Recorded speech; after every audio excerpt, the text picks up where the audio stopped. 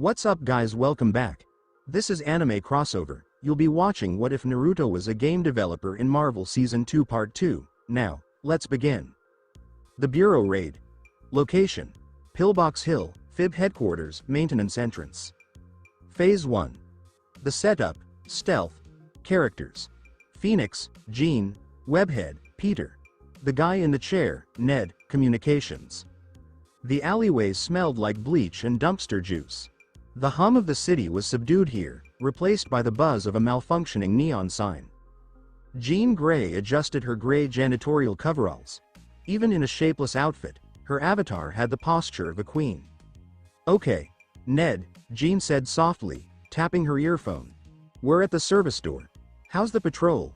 "Clear," Ned said, typing quickly from the plant. The janitor NPC comes out for a smoke break in 3, 2, 1. The door opened. An NPC walked out and lit a cigarette. Peter Parker, hiding behind a dumpster, tightened up. "I take him. No violence," Jean said calmly. "Naruto said this phase relies on social stealth." "Watch." Jean moved out of the darkness. She did not crouch. She stepped directly up to the NPC. Skill check for charisma. Jean's stats: 100 100ths. Telepathic aura. The NPC looked at her. Normally, the AI would question the invader. Instead, the NPC's eyes became glazed over. "Hey," Jean remarked, her voice echoing slightly with psychic resonance, an effect Naruto added. "You look tired. Why don't you take the rest of the day off?" "Give me your keycard." The NPC blinked. Yeah. I am tired." "Here." He handed her the keycard and went away, zombie-like. Peter looked with his mouth gaping. "Did you just Jedi mind trick an NPC? It's a high-level perk." Jean smiled and tossed him the card. "Let's go. We have a floor to mop." Location: server room on the 49th floor. Phase 2. Infiltration. Jean and Peter walked down the pristine white hallways. They used mop buckets to blend in. "Don't run," Peter muttered to himself, keeping his thumbstick neutral. "Janitors don't run." They approached the server room door. Peter swiped the card. Beep. The room was cold. The buzzing from the servers was deafening. Blue LED lights flashed in the dark. "We're in," Peter murmured. "Tony, you're up." Crash. The skylight shattered. Tony Stark, also known as Iron God, descended softly from the ceiling to the center of the room. He wore a black tactical turtleneck, archer type. "Late," Tony remarked, removing his harness. "I've been hanging on the roof for 3 minutes. Do you know how windy it is up there?" "We had to mop," Peter said, shrugging. Tony proceeded towards the main terminal. He cracked his knuckles. "Installing the virus," Tony stated. "This will wipe your criminal records and lock Fisk out of the LSPD network." Upload time: 4 minutes. Upload progress: 1%. Suddenly, red emergency lights flashed. The doors were locked. A voice echoed through the building's PA system. It was not the automated security voice. It was a rich, cultured baritone. "Mr. Stark, I see you found my data." Tony froze. Fisk. Location: Rikers Island, the Fib network. Player: the King, Fisk. Mode: Commander View. Wilson Fisk sat in his cell and looked at a tactical map on his tablet. He wasn't playing a character on the ground. He was playing an RTS, real-time strategy, game. He had bought the Commander Mode upgrade. "You think you are fighting AI," Fisk hissed. "You are fighting me." He taps the screen. Unit select: Fib Tactical Team. Command: breach and clear. Modifier: flanking maneuver. Typically, enemies in GTA rush blindly. Fisk provided intelligence. Location: the 49th floor. Phase 3. The siege. "They're cutting the door," Peter exclaimed. The door burst open. Smoke grenades rolled in. "Coughing physics," Tony said, covering his mouth and typing with one hand. "Ned, where's the extraction? The roof is compromised." Ned exclaimed over communications. "Fisk sent a helicopter to block the exit." "You're trapped." Tactical squads poured in. They didn't only shoot. They took cover. They threw flashbangs. They're actually using tactics. Jean said, hiding behind a server rack. She took out a hefty pistol. This isn't the AI, it's Fisk, Tony exclaimed. He's micromanaging the NPCs. We need a distraction. Tony examined the server racks. I can't finish the hack without blowing the cooling system, Tony realized. If I overload the servers, it wipes the data, but it sets the floor on fire. Peter yelled, do it, and fired blindly across the desk. Tony struck. Override. Boom. The servers erupted. Flames exploded, completely devouring the room. The sensory engine rendered the heat unpleasant. Data wiped. Alarm. Fire detected. Great, Tony coughed. Now we burn to death. No, Jean said, glancing at the minimap. Now we call the professionals. Location. Ground floor, lobby. Phase 4, the rescue. The fire alarm blared. Civilians escaped the building. A large red fire vehicle came to a halt outside. The driver kicked open the door. He didn't wear a conventional uniform. He was dressed in a firefighter coat that appeared to be 3 sizes too small and ripped at the seams. He had a fire axe in one hand and a fire hose in the other. Green Giant, Hulk, adjusted his yellow helmet. Hulk is here to put out the fire. He yelled. Rogue jumped from the back of the truck with an assault shotgun. Let's go, big guy. Stairs are this way. They charged into the lobby. Fib agents attempted to stop them. Halt. This is a restricted area. I am Fire Marshal, Hulk exclaimed. He did not shoot them. He sprayed them with a high-pressure hose. The physics engine drove the agents flying backward and crashing against the walls. Water pressure is good, Hulk stated, happy. Rogue blew the lock on the stairwell. 49 floors up, sugar. Better start climbing. Hulk does not climb, he grumbled. Hulk jumps. Hulk tucked Rogue under his arm like a football and peered up the winding stairway. Skill. Super jump, strength, 100, he launched himself. He rebounded off the walls, smashing the railings and ascended 5 floors with each leap. Boom. Boom. Boom. Location. The 49th floor, the Inferno. The heat was severe. Peter's health bar was flashing red due to smoke inhalation. We're cooking in here, Tony exclaimed. Suddenly, the floor rocked beneath them. Crash. The staircase door fell off its hinges, flattening a tactical squad member. Hulk held the axe as he stood surrounded by smoke. He resembled a demonic firefighter. Puny fire, Hulk muttered. He aimed the hose towards the server room. Whoosh. The steam hissed violently and rapidly cooled the room. Taxi is here, Rogue smiled, emerging from behind Hulk. About time. Tony exclaimed, adjusting his suit. The upload is complete. We are ghosts. Fisk is sending a second wave, Jean cautioned, detecting the purpose through the game code, or Phoenix intuition. We need to jump. Jump? Peter asked, his gaze drawn to the window. We're 49 stories up. I have parachutes, Tony replied, touching his inventory. Custom Stark Tech shoots. Hulk does not need a chute, he stated. Hulk aims for bushes. They smashed the windows. They jumped into the Los Santos skyline, one by one. Tony deployed a red and gold chute. Jean launched a green chute. Peter used a web-patterned chute. Hulk descended like a missile, heading for the park across the street. As they floated down, watching the Fib building smoke above them, a notification appeared for everyone. Mission passed. Wanted level. Cleared. Criminal records deleted. Location. Rikers Island. The defeat Fisk stared at his tablet. The unit lost markings vanished off the screen. He did not win. But he'd made them work for it. Impressive, Fisk muttered. But you only cleared your past. You have not secured your future. He closed the app. The war has just begun. Location. Darnell Bros. Garment Factory. Time. 9 a.m. In-game, Lester's factory's dirty windows let in sunshine, causing dust motes to dance. On the table was a single, heavy duffel bag. Heist completion bonus. $5 million, split initiated. Listen up, Tony Stark instructed, tapping the table. We played the game, we beat the system, now, we invest. Payout is as follows. Flash gets his driver's cut. Peter and Ned get the hazard pay bonus for the lobby distraction. Hulk gets the heavy lifting fee. The rest goes toward our infrastructure. Flash drive. Flash. $500,000. Spent immediately on a neon pink Zentorno. Webhead. Peter. Earns $250,000.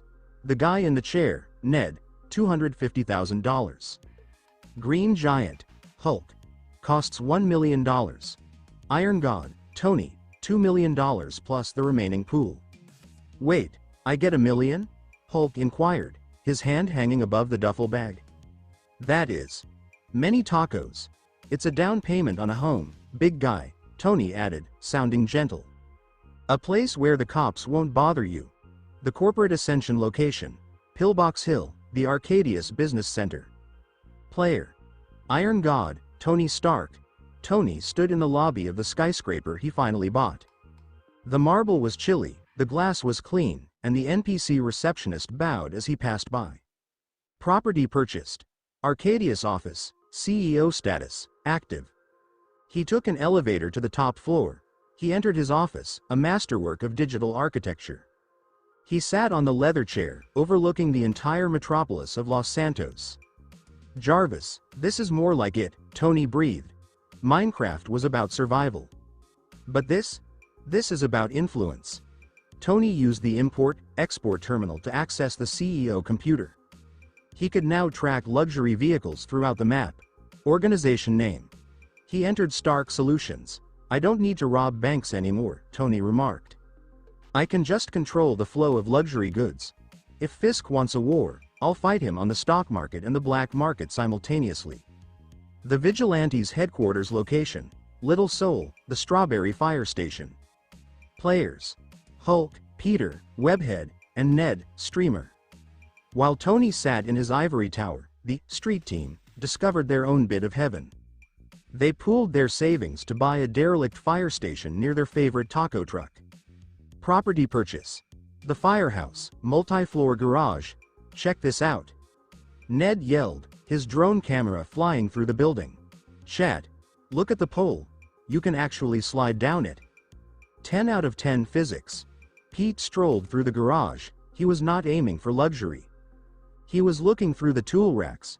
We can set up a lab here, Peter explained. Ned, you can have the top floor for your streaming setup. Hulk. There's a reinforced basement for your weightlifting. Hulk was in the kitchen, opening the refrigerator. Hulk likes this house. It has a big stove. We're not just roommates, Peter, Ned added, going to his stream. We're a vigilante crew. If someone in Davis has a problem, they don't call the LSPD anymore. They call us. New faction formed. The Defenders. The Administrator's Inner Circle location. Genosha, the Overlook Lounge.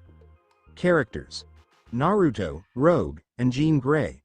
Naruto stood on the balcony of his digital estate, admiring the city lights. Rogue was leaning on the railing, and Jean sat on a velvet sofa, her eyes gleaming faintly with the Phoenix's silent fires. The players have settled, Naruto stated. Tony is playing CEO. The boys are playing heroes. Fisk is regrouping. Jean responded, you did good, Naruto, with a pleasant tone. The world feels balanced. The Phoenix, she feels at peace here. The chaos of Los Santos is ordered chaos. It's easier to process. Naruto turned towards her. I'm glad, but peace doesn't last in a game, Jean. If people aren't challenged, they leave. Rogue approached Naruto, putting her arm through his. So, what's next? You've been staring at that nightmare file for an hour. Naruto accessed the holographic projector. Los Santos is a crime drama, Naruto stated. But every good story needs a twist. The players think they're the top of the food chain. I'm about to show them that there are things in the shadows that don't care about their money or their cars. He swiped the device to see a map of the North Yankton region, shrouded in mystical fog. Content drop. The Undead Nightmare. Feature. Zombie Outbreak. Vampire Covens. New Mechanic. Sanity Meter. Introducing the Supernatural Update, Naruto said. It'll start as a rumor. A few NPCs disappearing in the woods. A strange sickness in Sandy Shores, and then, a total eclipse. Jean rose up and approached him. The Phoenix. She likes the sound of a hunt. The atmosphere among the three was filled with more than just game planning. The friendship established during the Phoenix eruption in Season 1 had matured. Rogue's hand grasped Naruto's, and Jean's presence felt like a warm sun by his side. "Let them enjoy their businesses for tonight," Naruto muttered. "Because tomorrow, Los Santos goes dark." Location: Sandy Shores Airfield, Blaine County. Stream: The Guy in the Chair. Ned leads. Status: Live, Desert Adventures. Viewers: 185,000. The heat haze shimmered across the cracked tarmac of the arid landing strip. The cicadas made a continuous, rhythmic drone. Ned Leeds was on the passenger seat of a damaged Canis Bodhi truck. Peter, Webhead, was driving, while Hulk sat in the back, his enormous legs dangling from the tailgate. "Okay, chat," Ned remarked, pointing his camera onto the nearby desert. "Dr. Banner is still doing research in the city, but Hulk wanted to see the Big Sand. We're scouting for a potential warehouse location for our vigilante gear. It's quiet out here. A little too quiet. Hulk does not like this place," Hulk muttered, his voice strong and resonant. "Smells like old meat, and the NPCs are acting weird." Peter slowed the truck as they drove past the Yellow Jack Inn. A group of NPCs stood in the parking lot. They weren't talking or leaning against cars. They were just standing perfectly still, facing to the north, toward Mount Gilead. "Hey," Peter called, leaning out the window. "Everything okay?" "Where's the bartender?" The NPCs did not answer. One of them, a woman wearing a sun-bleached dress, turned her head. Her neck twitched, making a moist, clicking sound. Her eyes were milk white. System notification. Sensory anomaly detected. Temperature is dropping. Ambient light. -20%. Pete," Ned said quietly, reviewing his stream data. "The viewers are saying the same thing is happening in their sessions. Sickness, in the desert. Look at the minimap." The minimap flickered. The icons for businesses and gas stations were gradually disappearing. The biological discovery location: La Mesa, Stark Solutions warehouse player. Iron God, Tony Stark. Tony Stark stood inside a vast, darkly lighted warehouse that he had recently purchased for his import-export business. He expected a supply of high-end supercars. Instead, he discovered a solitary refrigerated cargo container. "Jarvis, scan the contents," Tony said, his HUD flashing over his eyes. "This isn't the Pegasi Osiris I paid for." "Scanning, sir," Jarvis responded. "Thermal signatures are erratic. I am detecting a biological substance that the game engine is identifying as necrotic tissue, simulated." Tony headed towards the container. He made contact with the metal. It was frigid. Necrotic tissue? In a crime game? Tony scowled. Naruto is branching out into biohazards. This isn't part of the heist economy. He pried the door open with his crowbar. A heavy, murky fog descended, smelling of ancient soil and rot. Inside, rows of glass vials glowed with a dim, sickly green light. New item discovered. Pathogen Z. Description: a present from a buddy in the shadows. This isn't code, Tony realized as his eyes widened.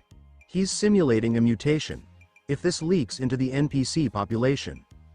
The architect's balcony location: Genosha, private admin server characters, Naruto, Rogue, and Jean Grey. Naruto stood between the two women, his hands resting against the stone railing. The sky above his digital Genosha had turned a deep blood red. "It's time," Naruto stated softly. He brought up the global system control. Expending 10 million British pounds. Activating DLC. The undead nightmare. Jean. Naruto turned to face her. "The Phoenix can feel the shift, can't she?" Jean Grey nodded, her red hair blowing in an impossible breeze. Her eyes glowed with a gentle orange fire. "The souls of the NPCs. They're changing. You're rewriting their logic. They aren't just scared anymore. They're hungry." She moved closer to Naruto, her presence bringing a reassuring warmth. "The bird likes the change. It feels like the end of an old world and the birth of a new one." Rogue placed her head against Naruto's shoulder, People are gonna be terrified, Naruto. You're turning their vacation into a nightmare. Fear is just another form of engagement, Anna, Naruto said, his eyes glowing blue. They have the money. They have the cars. Now, I want to see if they have the survival instinct. He pushed the final button. The eclipse location. Los Santos, the streets back in the city. The sun was obscured rather than setting. A big, dark moon crept over the sun, transforming Los Santos into a perpetual, gloomy dusk. All of the streetlights flickered and died. Global announcement, shadows have arrived. Objective. Survive the night. Ned's stream became extremely active. The sky. Ned exclaimed as his drone camera swiveled upward. The sun is gone. Chat. Look at the NPCs. In the midst of the street, the sick NPCs from Sandy Shores started to shift. Their clothing tore. Their skin became a bleak, ashen color. They stopped staring at the mountain and began staring at the players. Hulk does not like gray people, Hulk replied, getting up in the back of the truck and reaching for his stop sign club. Gray people look like they want to bite Hulk. They're coming. Peter exclaimed, throwing the truck into gear. Ned, get the shotgun. The tutorial is over. A low, guttural moan echoed across every alleyway in the city. Thousands of eyeballs went green in the dark. Grand Theft Auto 5 had just been renamed The Last of Us. Location. Little Seoul, the firehouse, vigilante headquarters. Stream. The guy in the chair, Ned leads. Status. Live, there at the doors. Viewers. 410,000, breaking platform records. The firehouse's thick, reinforced bay doors creaked as hundreds of digital hands banged on the metal from the outside. The sound was a repetitive, moist thudding punctuated by unintelligible shrieks. Chat. I'm not gonna lie, I'm shaking, Ned said, floating his camera drone near the ceiling to capture the entire area. The sanity meter is real. My screen is starting to blur, and I keep hearing whispers that aren't in the game chat. Peter Parker, Webhead, was furiously carrying big equipment crates to the stairs. Ned, stop talking to the chat and help me with the barricade. Hulk, how are the windows? Hulk, Green Giant, stood in front of the second-story window, his gigantic silhouette lit by the eclipse's terrible green glare. He wasn't holding a gun. He was wielding a fire engine's ladder like a massive fly swatter. Gray people climb like spiders, Hulk complained. Hulk smacks them down, but more keep coming. They don't stay down, Peter. Even without heads, they crawl. Sanity check. Failed. Hallucination initiated. The shadows are moving. Pete, look out! Ned exclaimed, pointing to an unoccupied area of the room. There's a shadow man behind you. Peter swung around with his pistol raised, but saw nothing. It's the meter. Ned, your sanity is too low. Eat the chocolate bar I gave you. It's a morale booster item. The corporate bunker Pillbox Hill, Arcadius Business Center, Executive Office, Player. Iron God, Tony Stark. Tony Stark stood behind bulletproof glass in his top floor office. The metropolis of Los Santos lay beneath a grid of flickering fires and buzzing shadows. The LSPD, Fisk's former private army, was being decimated. Jarvis, give me a status update on the pathogen Z spread, Tony told you. The infection rate is exponential, sir, Jarvis explained. Approximately 65% of the NPC population has turned. Player fatalities are rising. The in-game stock market has flatlined, except for Amu Nation and Cluck and Bell. Of course, Tony mumbled. Guns and food. The only two things that matter now. He switched to his CEO terminal. He was no longer looking to acquire property. He was looking at his import and export warehouses. We have 3 warehouses full of high-end supercars, Tony noted. They're useless now. You can't outrun a horde in a Zentorno. The roads are too choked with wrecks. Tony started typing and rewrote his company strategy in real time. Jarvis, send a global message to all players. Stark Solutions is no longer an import-export firm. We are now the Aegis Initiative. We provide armored transport, reinforced barriers, and clean water. If they want to live, they pay us in raw materials. Organization update.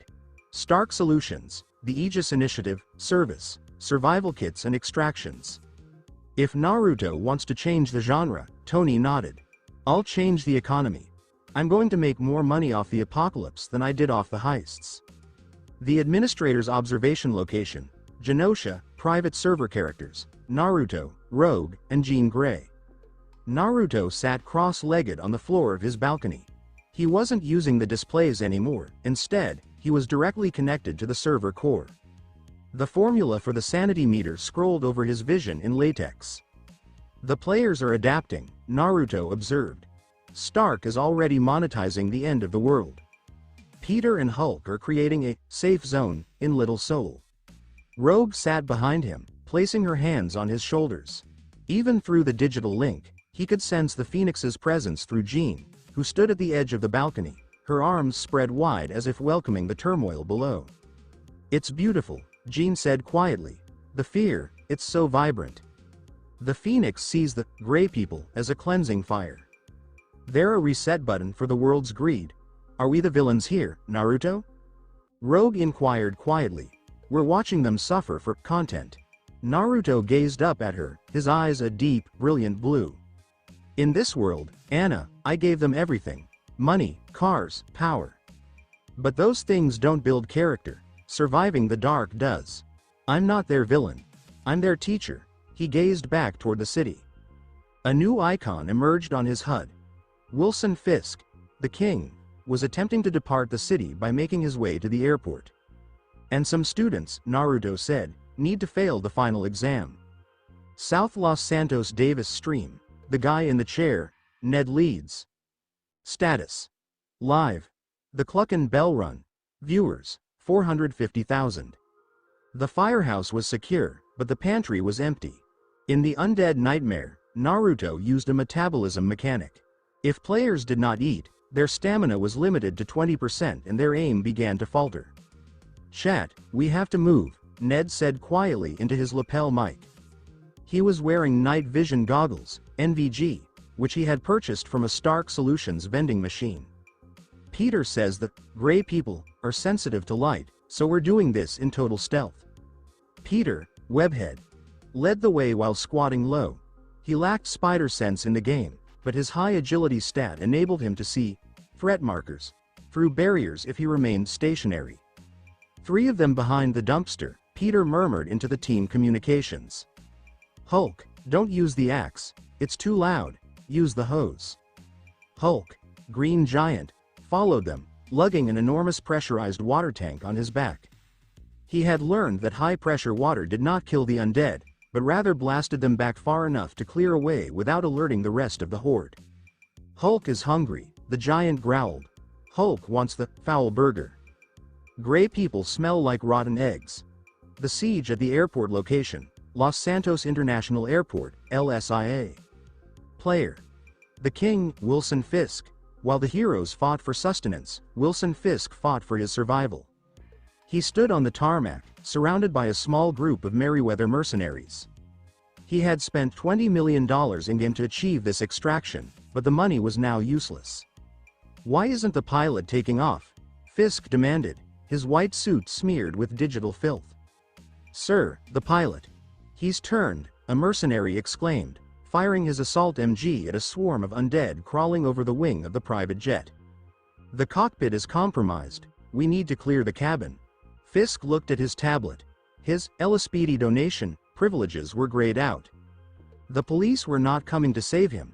The AI troops he had bought were now mindless husks attempting to consume his mercenaries. System notification.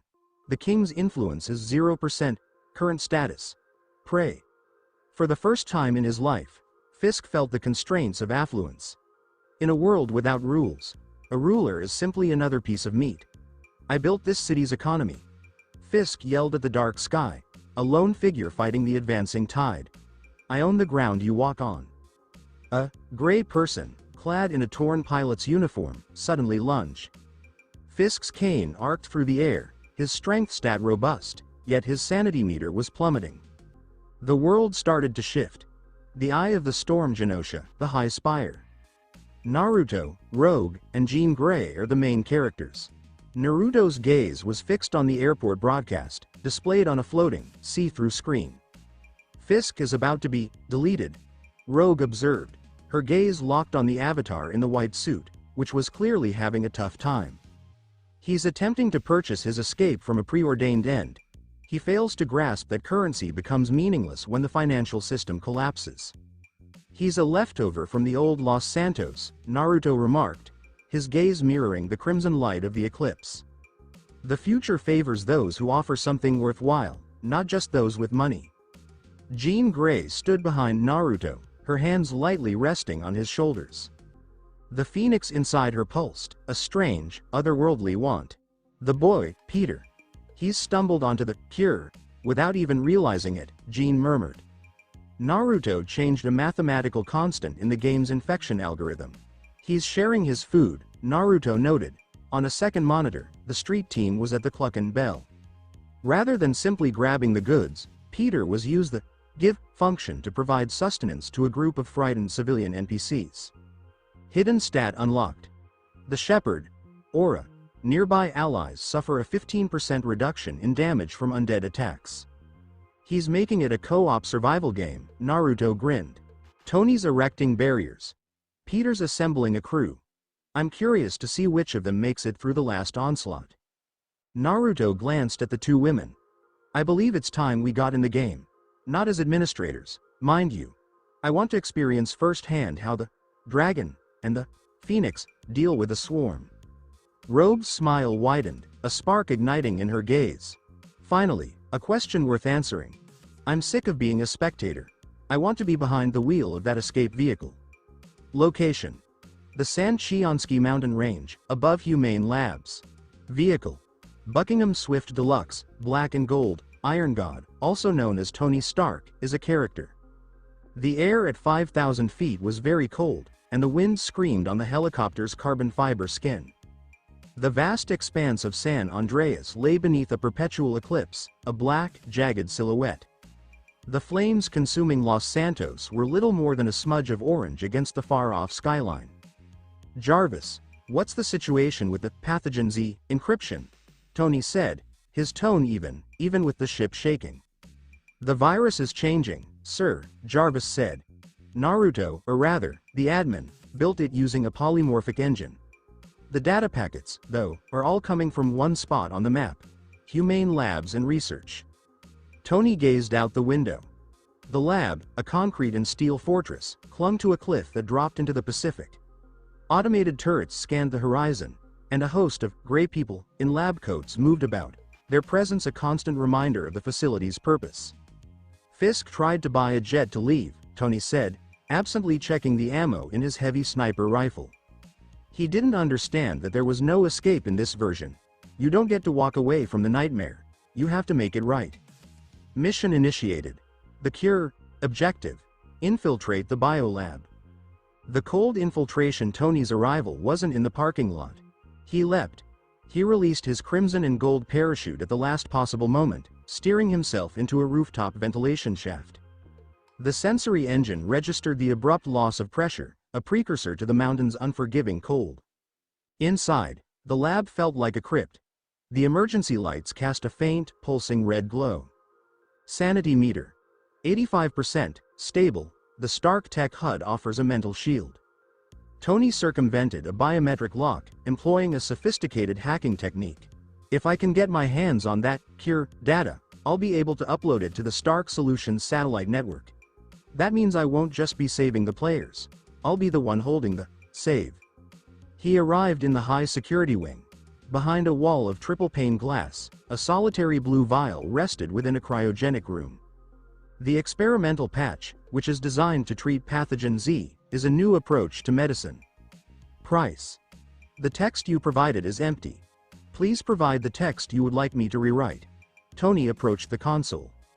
He didn't draw a weapon, he retrieved his virtual wallet. I've got $50 million in cash, and $100 million in stocks, Tony said, speaking to the terminal as if an AI were listening. Tell me how much. I want the rights to distribute everything on that server. The cost of redemption. No number appeared on the terminal. The screen shuddered, and then the voice, warped yet unmistakable, filled the space. The scientist wasn't the one. Naruto. Money, Tony? Seriously? The holographic Naruto, a digital projection, materialized on the glass, his expression one of utter ennui. You're looking to purchase a fix for an issue I designed to be unsolvable. Fisk attempted the same maneuver at the airport. You witnessed the outcome of his efforts. Fisk is a thug with a bank account, Tony shot back, slamming the glass with his knuckles. I'm the one who knows how the machine works. Your cure isn't a cure at all. It's a reprogramming. I'm interested in purchasing the script. The hologram of Naruto advanced. The cost of the cure isn't measured in dollars, Tony. The system won't take your wealth, because in this downloadable content, the economy runs on sacrifice. Naruto showed a formula on the screen. To get this cure, you'll have to sell everything you've built, Naruto said. The Arcadius office. The warehouses. The Aegis initiative. Everything, every last coin and asset, must be returned to the server. It's all to pay the distribution to the other players. You rescue everyone, but you're left with nothing. Tony was suddenly still. His gaze shifted from the blue vial to the numbers on his phone screen. He'd poured everything into mastering the economy. To be the CEO. To rule Los Santos. You want me to be a pauper king? Tony inquired, a hint of uncertainty creeping into his tone. I want to see if the man of the future gives a damn about the future when he's not the one living in it, Naruto said. The admin's bed Genosha, the High Spire Naruto, Rogue, and Jean Grey are the characters. Naruto reclined, observing Tony's avatar as it remained still within the lab's confines. He's stalling, Rogue observed, her silver hair brushing her shoulder as she studied the display. That $150 million? That's his score. It's his personal scoreboard. You're essentially asking him to erase his highest achievement. Tony Stark's biggest flaw? His ego, Naruto observed. He's got a grand vision, a desire to save the world, no doubt. But, it seems, he'd also like a little recognition for his efforts. Perhaps his name etched in stone on the very structure that embodies his ambition. Jean Grey observed the broadcast, her gaze alight with the Phoenix's inner fire. The firehouse crew, the so-called street team, is holed up, famished and battling a mob over a single, half-eaten taco. Meanwhile, Tony is ensconced in a mountain fortress, weighing the value of their lives against the contents of his virtual bank account. Hulk wouldn't hesitate, Naruto murmured. If Hulk knew a cure existed, he'd probably break the glass and hand it out. But Hulk doesn't have the access codes, only the genius does. Naruto glanced at the global event countdown. Event, the final eclipse 60 minutes remaining. If he doesn't get the patch within an hour, Naruto stated, the server resets. Everyone's gone. The nightmare becomes real. Humane Labs, high security wing time, 0:45 till the final eclipse. Tony Stark faced the terminal, his weary reflection in the glass betraying a weariness that seemed to age him beyond the youthful digital persona. The anguished sounds of the gray people reverberated in the air behind him, carried by the building's ventilation system. The creatures were heading straight toward the only surviving entity on the mountain. Jarvis, Tony murmured, his finger poised over the confirm liquidation button. Make a calculation. If I proceed, what's the remaining amount? Computationally, sir, you'll be starting with a rank 1 starter pistol, 0 in-game currency, and a standard civilian outfit, Jarvis responded.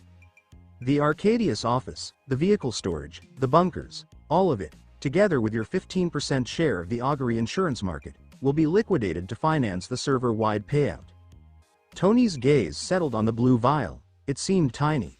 It was a drop in the ocean, really, when stacked against the millions he'd amassed. You're fixated on the score, Tony, Naruto's voice lingered, even as his hologram dissipated. Can you still come out on top, even if you're now in last place? I don't care about the board, Tony muttered, his voice cutting through the silence. Efficiency is my priority. I'm the architect of the Aegis initiative, the one who set up the safe zones. If I lose my resources, the whole thing collapses. Naruto's response was simple. The initiative was a business. The patch is a game changer. Your call. The last stand at Little Seoul. The firehouse, Vigilante HQ. The guy in the chair, Ned Leeds. Status: critical, out of ammo. Hulk is tired. As Tony weighed the worth of his holdings, the street team found themselves racing against the clock. The firehouse's ground floor was compromised. The air was thick with the smell of copper and damp soil, a potent combination. Peter, Webhead, was at the top of the stairs, the micro SMG in his hands clicking uselessly. Ned, behind the safe. Now, Peter shouted, his sanity meter hovering at a shaky 5%. The periphery of his sight was dissolving into a haze of static. Hulk. The stairs are giving way. Hulk, the green giant, was a mass of raw power and fury. The hose and the axe were gone. He was at it with his hands, tossing the gray people around, sending them colliding like a game of human bowling. Yet, for every 10 he felled, 20 more surged over the dead. Hulk is slow, Hulk admitted, breathless. His stamina was nearly depleted. Peter, my arms are like lead weights. Those little gray guys are everywhere. Chat. Ned breathed, his camera drone sputtering as a wayward claw snagged it. If this is all, well, thanks for sticking around. We gave it our all. We saved the NPCs. We held the line. System notification. The walls are breathing. I can hear them. The floor is made of jelly. I don't know how I got here, but I don't want to be here anymore. Everything is melting. The sky is a giant eye. It's watching me. I can't close my eyes. I can't escape. The shadows are whispering secrets I don't want to know. The world is a painting, and I'm trapped inside it. I can't feel my fingers. I can't feel anything. Help. Peter stared at the door. The undead were gone from his sight. He recognized his shortcomings. He spotted Uncle Ben. He saw the faces of those he'd failed to save, their images haunting him in the waking world. Not like this, Peter murmured, his finger shaking on the trigger of a rifle that held nothing.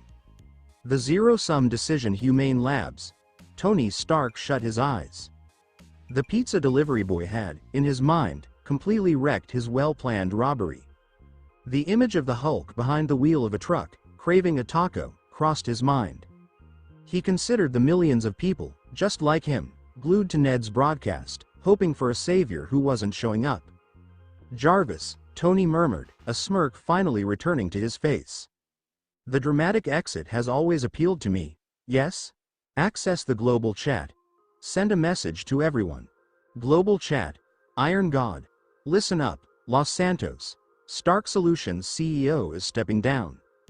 Effective immediately, the company is now under your leadership. Tony's hand came down hard on the console. Rewrite. Arcadius office. Liquidating. Deleted liquidating. Stark Solutions stock. Deleted. Liquidating. All player funds. $0 in the real world. Naruto saw the GP counter on his screen go back to 0 for the Iron God account. The immense energy Tony had amassed was now transforming, becoming a broadcast traveling at the speed of light. The blue dawn Los Santos sky. The obsidian moon hung there, unmoving, over the city. The glass broke.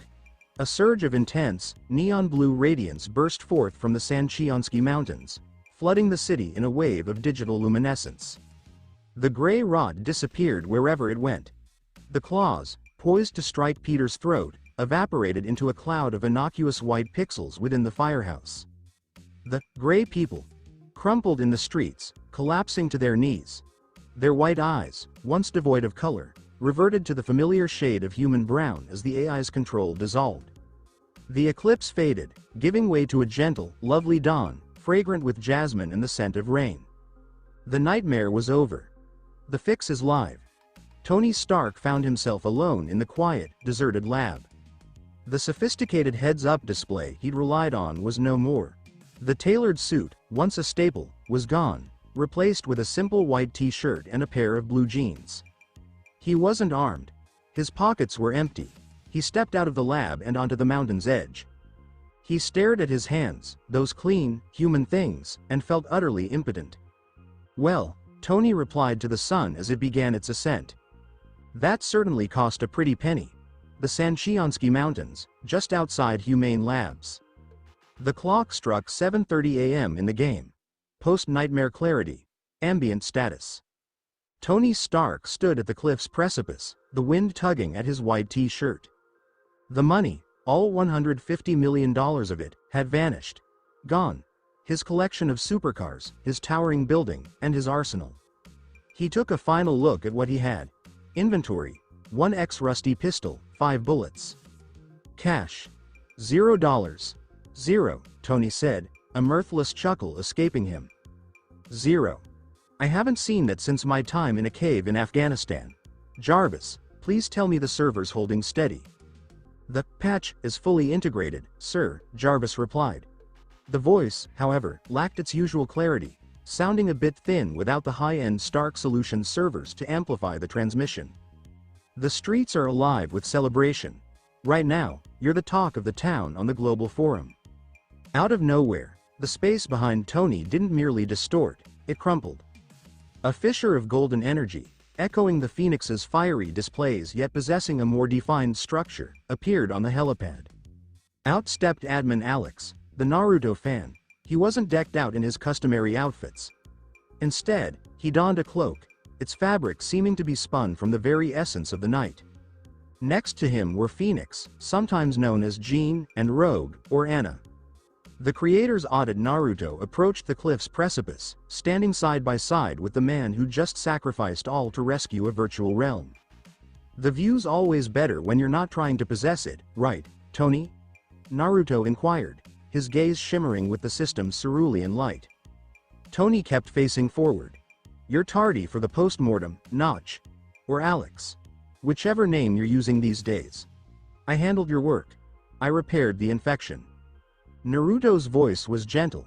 You didn't fix it, he said. You paid the price.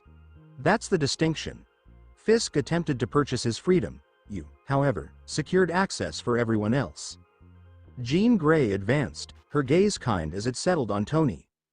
The phoenix within her was serene, sending out waves of deep contentment. The little dragon said you were a man of ego, Tony. But what I see in you today isn't pride. It's something else entirely. Purpose. Great, Tony said, eventually turning.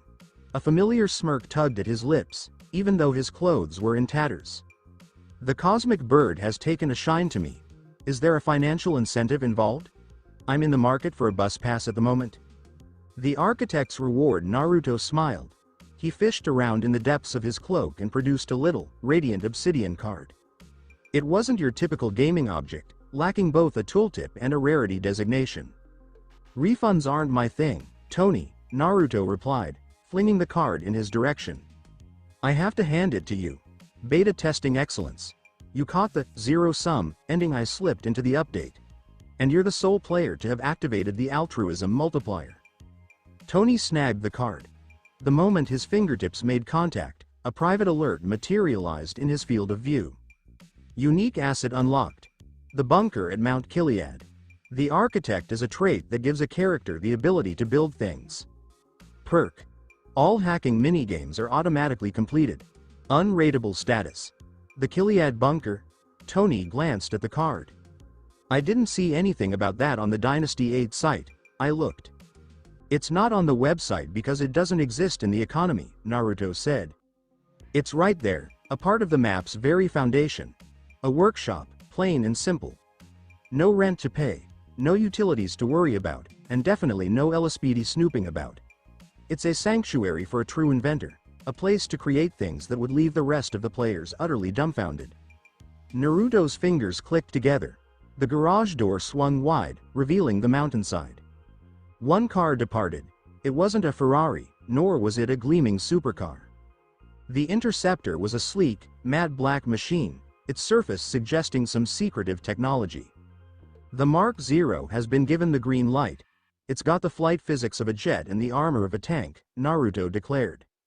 Crucially, it's tethered to your identification. It's impervious to theft and deletion. The new normal rogue approached Tony, giving him a playful whack on the shoulder. Don't get too cocky, Iron Man. You're still not rolling in it, and guess what? You still have to pay for your own tacos.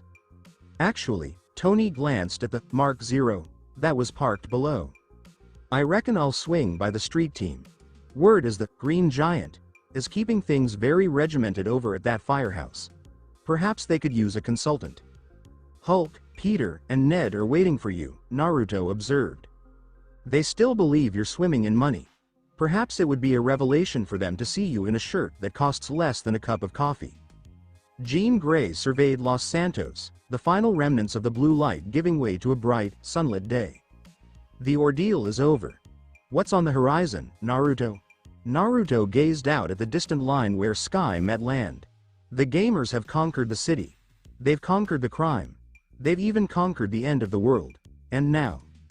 He opened a fresh file on his heads-up display. It revealed a vast, verdant landscape, dotted with emerald fields, crumbling relics of the past, and a castle suspended in the sky. Preparing for expansion.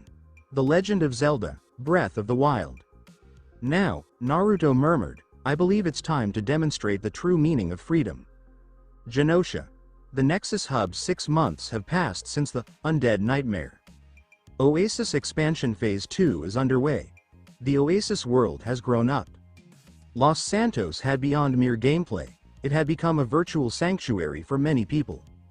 Tony Stark had, from the confines of his Gilead bunker, resurrected a tech consulting firm, one with a very particular focus. Peter, Ned, and Hulk had transformed the Little Soul Firehouse into the Vigilante Academy, where they schooled newcomers in the art of high karma gameplay. But up there, far above the digital ether, Naruto Uzumaki was focused on a different set of figures. The physics engine in GTA. It was all about rigid constraints, Naruto said, his fingers dancing over a tangle of shimmering, golden code. Think asphalt, gravity, and the path of a bullet. Hyrule, however, need elemental chemistry. He presented the new world generation formula to Jean and Rogue. I'm not just handing them a map, Naruto remarked, his gaze mirroring the vibrant greenery of the new land. I'm crafting a universe where everything responds to its surroundings. A metal sword, for instance, can draw lightning if dropped during a rainstorm. And if they ignite the grass, the wind will carry the flames. The invitation Little Soul. The Firehouse Hulk, Green Giant, Webhead, Peter, and the guy in the chair, Ned. Ned was in the thick of it, demonstrating the new taco delivery drone he'd built with Peter, funded by their superhero side gigs. Chat, check out the stability on this thing. Ned grinned at the camera. We're finally past the survival phase. Life is good in the... Then, a malfunction rippled across the screens of every cell phone and billboard in Los Santos. The camera captured a single, expansive view of a sprawling, verdant valley. The solitary silhouette gazed from the cliff's edge, eyes fixed on the far-off, airborne fortress. Global announcement, Los Santos is growing. The Kingdom of Hyrule. Mechanic. Total freedom. Hyrule? Peter murmured, rising from his cluttered workshop. Hold on, is that a horse? I haven't spotted anything other than a stray dog in half a year. Hulk likes green fields, he said, his enormous hands planted firmly on his hips. The concrete's overwhelming. Hulk craves the mountain's grandeur. The mastermind's interest Mount Gilead, the bunker. Player. Iron God, Tony Stark. Tony reclined in his advanced chair, the air thick with the shimmering outlines of the Mark Zero Interceptor schematics. He scrutinized the Zelda trailer, taking it all in. He watched as a player shield slid down a snowy hill. He spotted a person employing a magnetic device to hoist a hefty chest from the water's depths. Jarvis, Tony replied, and a gentle smile began to form. Examine the kinetic energy present in that particular segment. The one featuring the arrow charged with lightning. Seems the game engine's gone off script, sir, Jarvis said. It's a systemic simulation. Users can mix and match the elements of fire, ice, electricity, and wind, finding inventive combinations. No more corridors, Tony thought. No more pre-planned heists. Naruto's handing us the keys and expecting us to solve the puzzle. I suspect I'll need to whip up a new arsenal. Swords and shields. A touch too archaic for my taste. Stark Solutions log. Project SHIEKAH Tech, the architect's departure. Genosha balcony. The server hummed with anticipation, and Naruto sensed it. The travel terminals at Los Santos International Airport were already packed with gamers. This had become the portal to the new universe. Jean Grey approached from behind, her arrival a gentle warmth, reminiscent of a sun-drenched day. They're on edge, Naruto. They're accustomed to firearms and protective gear. You're leading them into a realm where they begin with nothing but a simple weapon and little clothing. The Great Plateau is a great equalizer, Naruto said, glancing her way. Even Tony, despite his architect title, finds himself starting fresh in Hyrule. While his background gives him a leg up in deciphering Sheikah technology, the reality remains. He still has to scale the same mountains as the rest of us. Rogue emerged, clad in a fresh ensemble straight out of a storybook, leather armor and a cloak the color of fresh leaves. Are we taking the admin route this time, or is it a full-on game? Naruto unslung a plain wooden bow and a quiver filled with arrows. No admin privileges. No Kamui. No dragon scales. I just want to feel the wind on the paraglider, the same way they do. He gazed at the two women, his companions for the last year. Let's head out to the wild. The Shrine of Resurrection, the Great Plateau. Day 1 of the expansion. The fresh start, protocol, a new beginning. The cave's air was different. It lacked the sharp, iron scent of Los Santos, or the acrid ozone that always seemed to linger in Tony's bunker. The air was thick with the scent of wet stone and old wood. Tony Stark, or Iron God as he was known, felt his vision come online with a blink. He lay on a stone slab, clad only in a simple pair of trousers. His Mark Zero interceptor, along with his obsidian keycard, were safely stored in his Los Santos inventory. Here, he was simply a man. Jarvis, Tony said, the cave amplifying his words in a strange, hollow way. Look around for any wireless signals. I see no digital networks, sir, Jarvis responded, his voice now carrying a subtly human quality, a sign the growth had even affected the AI's vocal processing. I'm picking up a significant amount of geothermal energy emanating from that pedestal. Tony approached the pedestal. Cradled in a soft, blue glow, a slate rested. This rectangular gadget, reminiscent of a primitive tablet, seemed almost ancient. Item acquired. The SHIEKAH slate, a tablet, Tony said quietly, examining it closely. Naruto swiped my satellite network and handed me a stone iPad instead. I'm curious to see what the operating system's like. He emerged from the cave. It was as if 1,000 suns had converged. As his vision cleared, Tony found no skyscrapers in sight. Before him lay an immense, pristine expanse, a wild landscape that appeared to extend endlessly toward the distant horizon. Physics check, Tony declared, casually tossing a rock before letting it fall. It didn't simply tumble. It rebounded convincingly, careening down the hill until it collided with a tree, which then rocked from the force. All right. No more of that GTA logic nonsense. This is the real deal.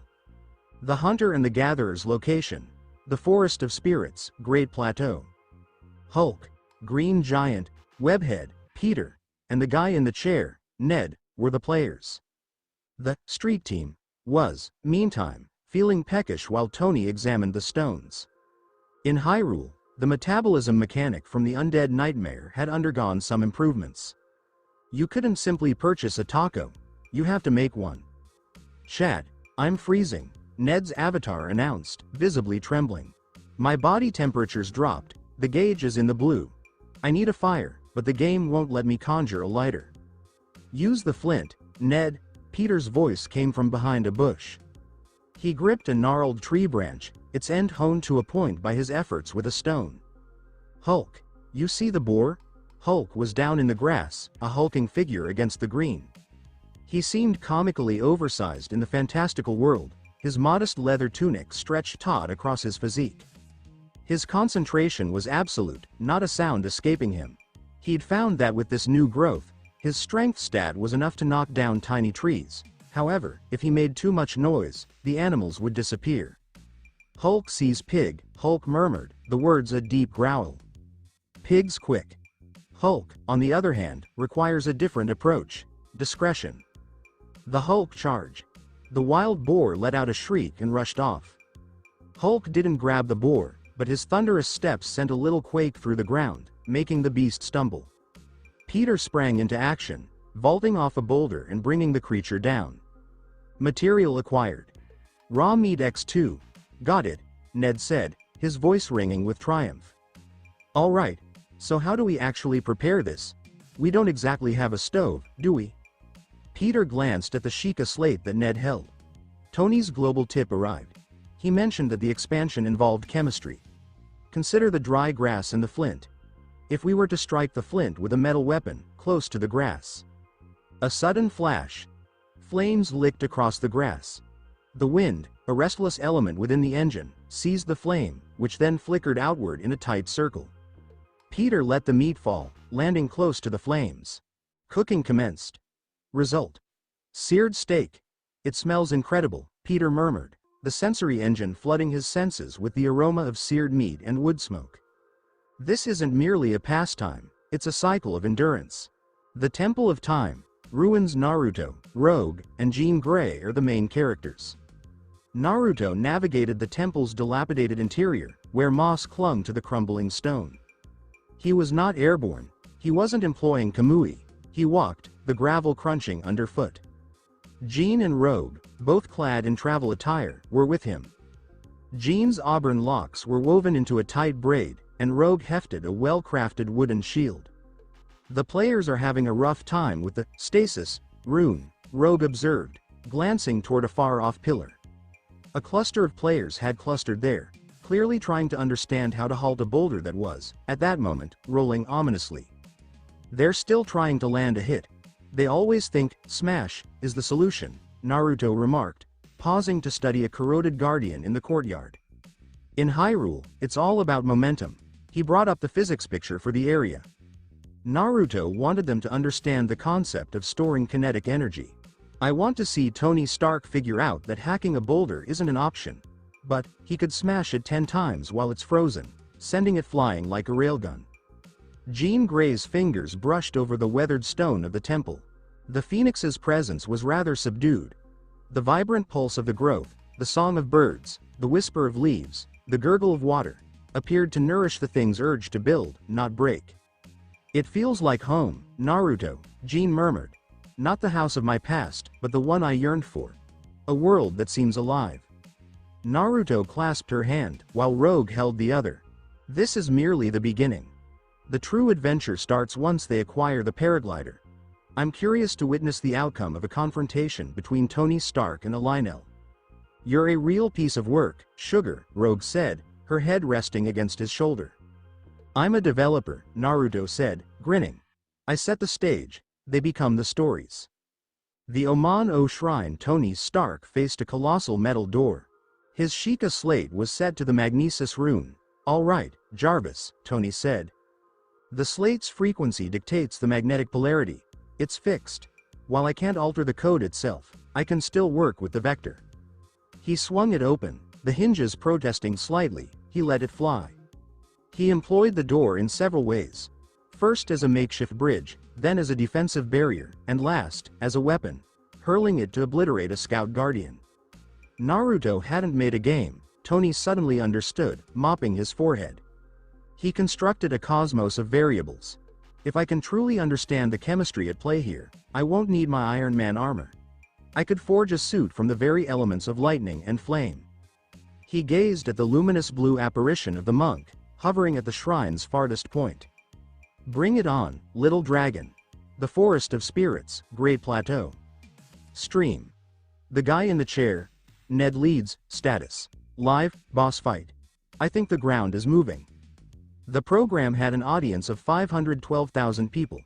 The afternoon light, a golden wash, sifted through the thick above leaves, creating a mosaic of light and dark on the ground below. Ned's chat was treated to a soundscape so vivid, they could practically hear each brittle leaf snap beneath Hulk's enormous weight. Chat, we were just looking for more mushrooms, Ned muttered, his camera drone buzzing just over the ground. We stumbled onto a clearing, though, filled with these strange, gray boulders. Peter claims the vibe is just wrong. Peter, known as Webhead, stood at the clearing's heart, his wooden shield held high. His spider sense wasn't anything you could quantify, but his perception stat was almost screaming. Hulk, stay away from that middle rock, it's alive. It's a rock, Peter, Hulk, Green Giant, growled, his stomach growling with discontent. Hulk will shift rocks to uncover worms for bait.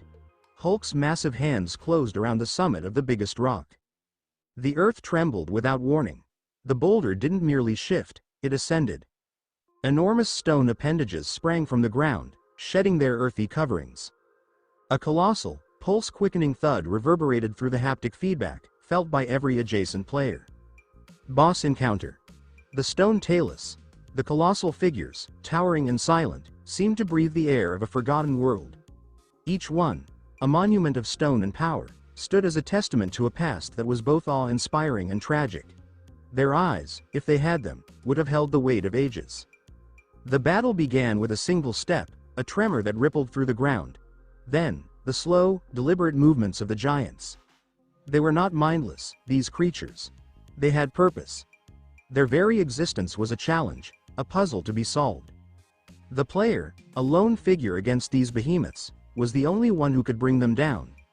The odds were impossibly stacked. But the thrill of the fight, the dance of strategy and skill, was worth the risk. Each colossus was a unique puzzle, a test of endurance and ingenuity. As the dust settled, the colossus would fall, its massive form crumbling to the earth. The player, victorious, would move on. But the memory of the battle, the struggle against the monumental, would linger. The world was a little emptier now, and yet, somehow, more alive. "It's an NPC," Ned yelled, nearly falling over. "A giant rock NPC. Chat, he's missing a health bar. Where do we even begin?" "The ore on his back," Peter said, his eyes fixed on the pulsating black crystal perched on the Titan's shoulder. "Hulk's no ordinary foe. A frontal assault is a losing proposition. We must disrupt the foundation of their operation." The Stark innovation, the Great Plateau Tower. Iron God, also known as Tony Stark, is a character. Tony Stark surveyed the woodland below from the pinnacle of the Sheikah Tower, its orange glow a stark contrast against the darkening sky. He peered through his scope, taking in the view. The dust kicked up by Hulk's fight was visible for miles. "Jarvis, figure out the potential energy of a 20-ton stone golem," Tony said, his fingers a blur on the Sheikah slate. "The energy needed to fracture that ore, sir, is considerable," Jarvis responded. "A conventional iron sledgehammer would require roughly 15 blows, but if we employ the stasis rune and the principle of kinetic accumulation." Tony's gaze settled on a pair of metal crates sitting close by. Though he lacked his repulsors, the magnesis rune was still in his arsenal. "Naruto wants us to play Knight, Jarvis, but I'm an engineer," Tony said, a grin spreading over his face. He employed magnesis to hoist the two metal containers, aligning them perfectly. He then engaged stasis, halting the top crate's movement. He produced a hefty boko club and commenced a series of blows on the frozen crate, each strike deliberate and measured. With each successful strike, a bright yellow arrow appeared on the crate, its tip indicating the way to the Forest of Spirits. The very air surrounding the container thrummed, charged with a latent power. 3, 2, 1. Launch, Tony murmured. The stasis was over. The accumulated energy discharged suddenly. The metal crate didn't just soar. It transformed into a supersonic missile, slicing through the treetops with ease. The stone talus, poised to flatten Hulk, was suddenly interrupted. A shrieking projectile, a shard of metal, struck its back. The impact detonated the ore deposit in a brilliant flash of blue light. The final foe has fallen. Amber, opal, ruby. Hulk gazed at the rubble, the remains of what had once been a creature. The metal man is at it again, showing off. The admin's conclusion. The Temple of Time, Roof Naruto, Rogue, and Jean Grey are the main characters. Naruto perched on the rooftop's edge, his legs dangling freely. He'd seen the Stark snipe from his vantage point on the plateau. "He's already weaponizing the physics engine," Rogue chuckled, propped up against a gargoyle. "He didn't even bother to show up in person. He simply dispatched a box through Physics Express." "That's why I love him as a player," Naruto remarked, his eyes shining with admiration.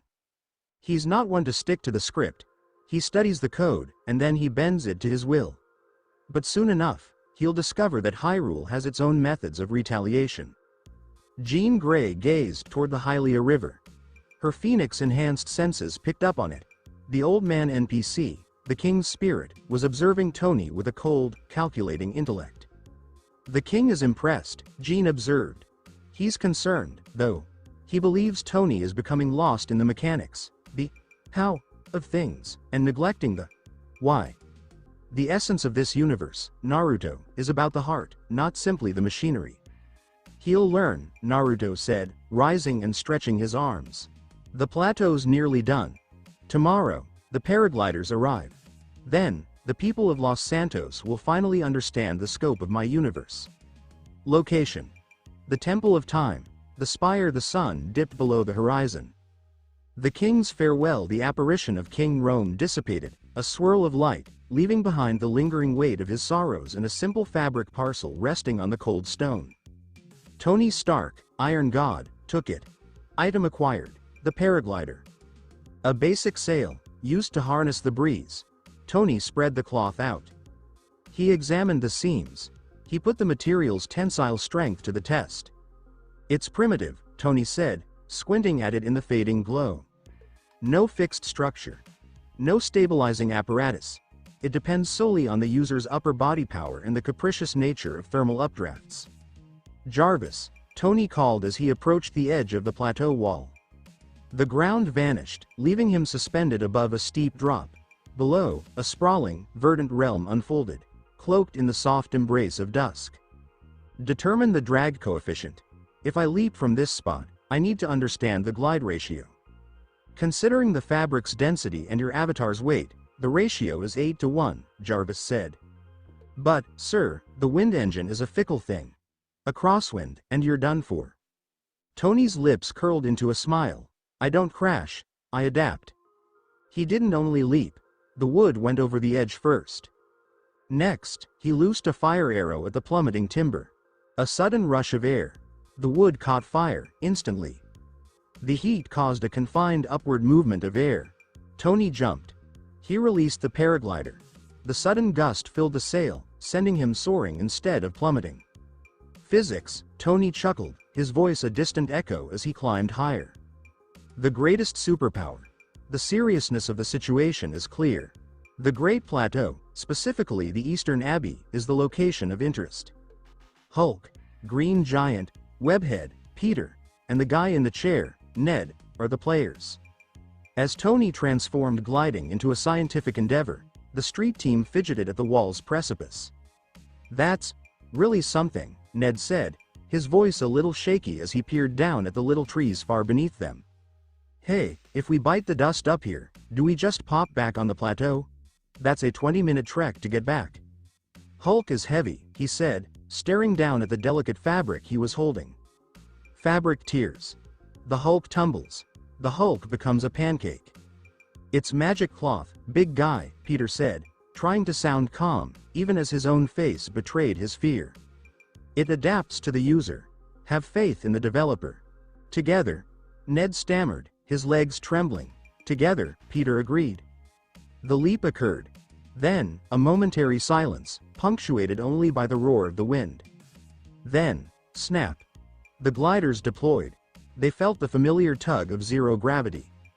The haptic suits buzzed softly, mimicking the sensation of wind pushing on the body. The mountains receded, their snowy summits fading from view as they descended toward the verdant expanse of Hyrule Field. I can see everything, Peter breathed, his voice thick with wonder. The volcano, the castle, the desert, everything's massive. Everything dwarfs Los Santos, makes it seem like a cramped little parking lot. The dawn of civilization. The dueling peaks stable. The hour was late. They hit the ground, tumbling to dissipate their speed. The air had a warmth to it, tinged with the scents of horses and the lingering aroma of campfire stew. A bizarre tent loomed before them, crowned by a massive wooden horse head. A thin wisp of smoke drifted upward from the frying kettle. Discovery. Dueling Peaks stable, NPCs, Ned shouted, sprinting towards the tent. Friends. Not zombies. They encountered Beetle, the peculiar merchant burdened with a massive beetle-shaped load. "Ya. Beetle called out, his voice bright. Got any beetles? I'll swap you some arrows. He wants bugs, Hulk said, his brow furrowed. The Hulk has a lizard. No, Look at this, Peter said, gesturing toward the corral. Horses. The genuine article. Not automobiles. The wild horses were a sight to see, their forms silhouetted against the landscape as they moved. In GTA 5, commandeering a vehicle was as simple as hitting the triangle button. The prompt was different here. It's okay. Take a deep breath. Everything's all right. Peter knelt, moving closer to the dappled mare. All right, easy now. He sprang upon its back. The horse reared, a frenzy of hooves and muscle. The stamina wheel flashed before me, its energy draining quickly. Mash the button, Pete, Ned shouted. Apples for her. Peter subdued the creature. Hearts drifted, suspended in the air above the horse's head. Horse tamed. What do you want to know? The text you provided is empty. Please provide the text you would like me to rewrite. Aunt May, Peter murmured, fingers flying across the keyboard. You named a horse after your aunt? Ned chuckled. She's got a will of iron, Peter said with a dismissive gesture. It works. The architect's map Genosha, Nexus Hub Naruto observed the player metrics surge. Exploration. The entire map was now open. Fatalities are increasing, primarily due to drowning and falls. Wonder. Boundless. They've taken flight, Naruto murmured, observing the 1,000 miniature flyers drift down from the plateau, reminiscent of dandelion fluff. Jean Grey was at his side. The Phoenix has a keen interest in the divine beasts. Varuta and Va Naboris. These are colossal, energy-based creatures. She's curious to see if the players can bring them under control. They will, Naruto said, a smile playing on his lips. Surviving the night is their immediate concern. He gestured toward a crimson moon climbing the sky, a mechanic he'd originally borrowed from the undead nightmare, now reworked for this new, fantastical world. The Blood Moon. All monsters that have been vanquished will return. Tony Stark's on his way to Hyrule Castle, Rogue observed, her gaze fixed on a rapidly approaching blip on the map. He's itching to take on Ganon right from the start. Go ahead and try, Naruto said, a grin spreading across his face. He's unaware of the Guardians at this point. A laser speed eclipses that of a glider. Central Hyrule, the castle town ruins. Tony Stark, sometimes known as Iron God, is a character. Status. Airborne. My mind is sharp. I know it. Tony Stark flew above the remnants of a once thriving bazaar.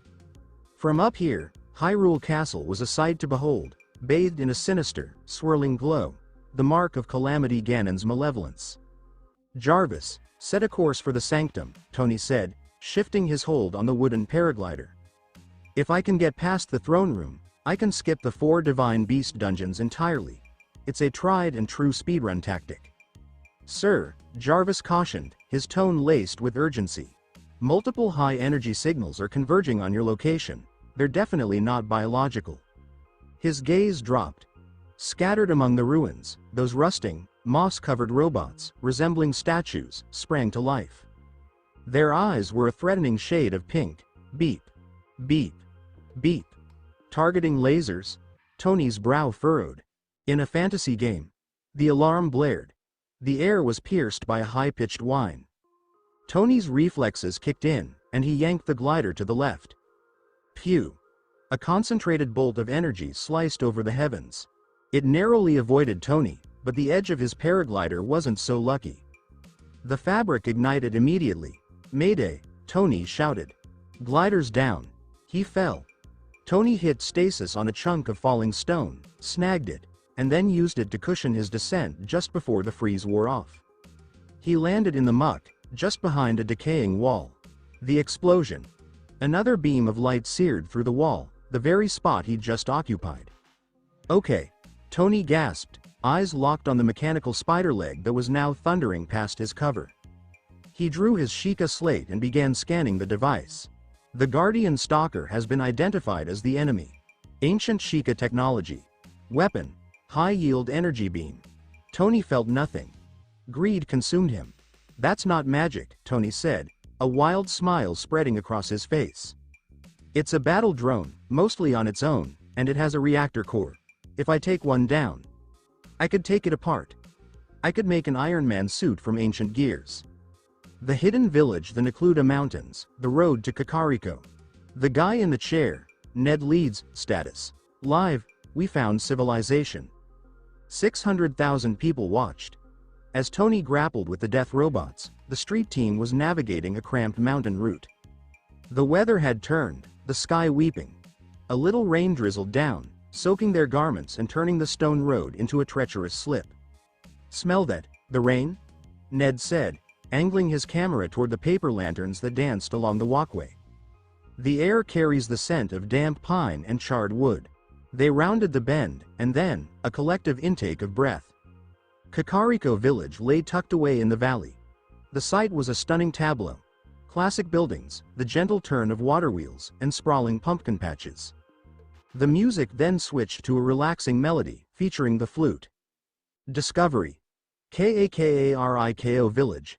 It's gorgeous, Peter, Webhead, remarked, sliding his battered broadsword back into its scabbard. It feels secure. Hulk, the green giant, moved with deliberate caution. His bulk was such that his shoulders grazed the wooden arches of the town gate. Tiny houses, Hulk grumbled, sidestepping Akuko. "Why's the chicken staring at Hulk? Those eyes are furious." "Don't hit the chicken, Hulk," Ned said, recalling a time-honored Zelda principle.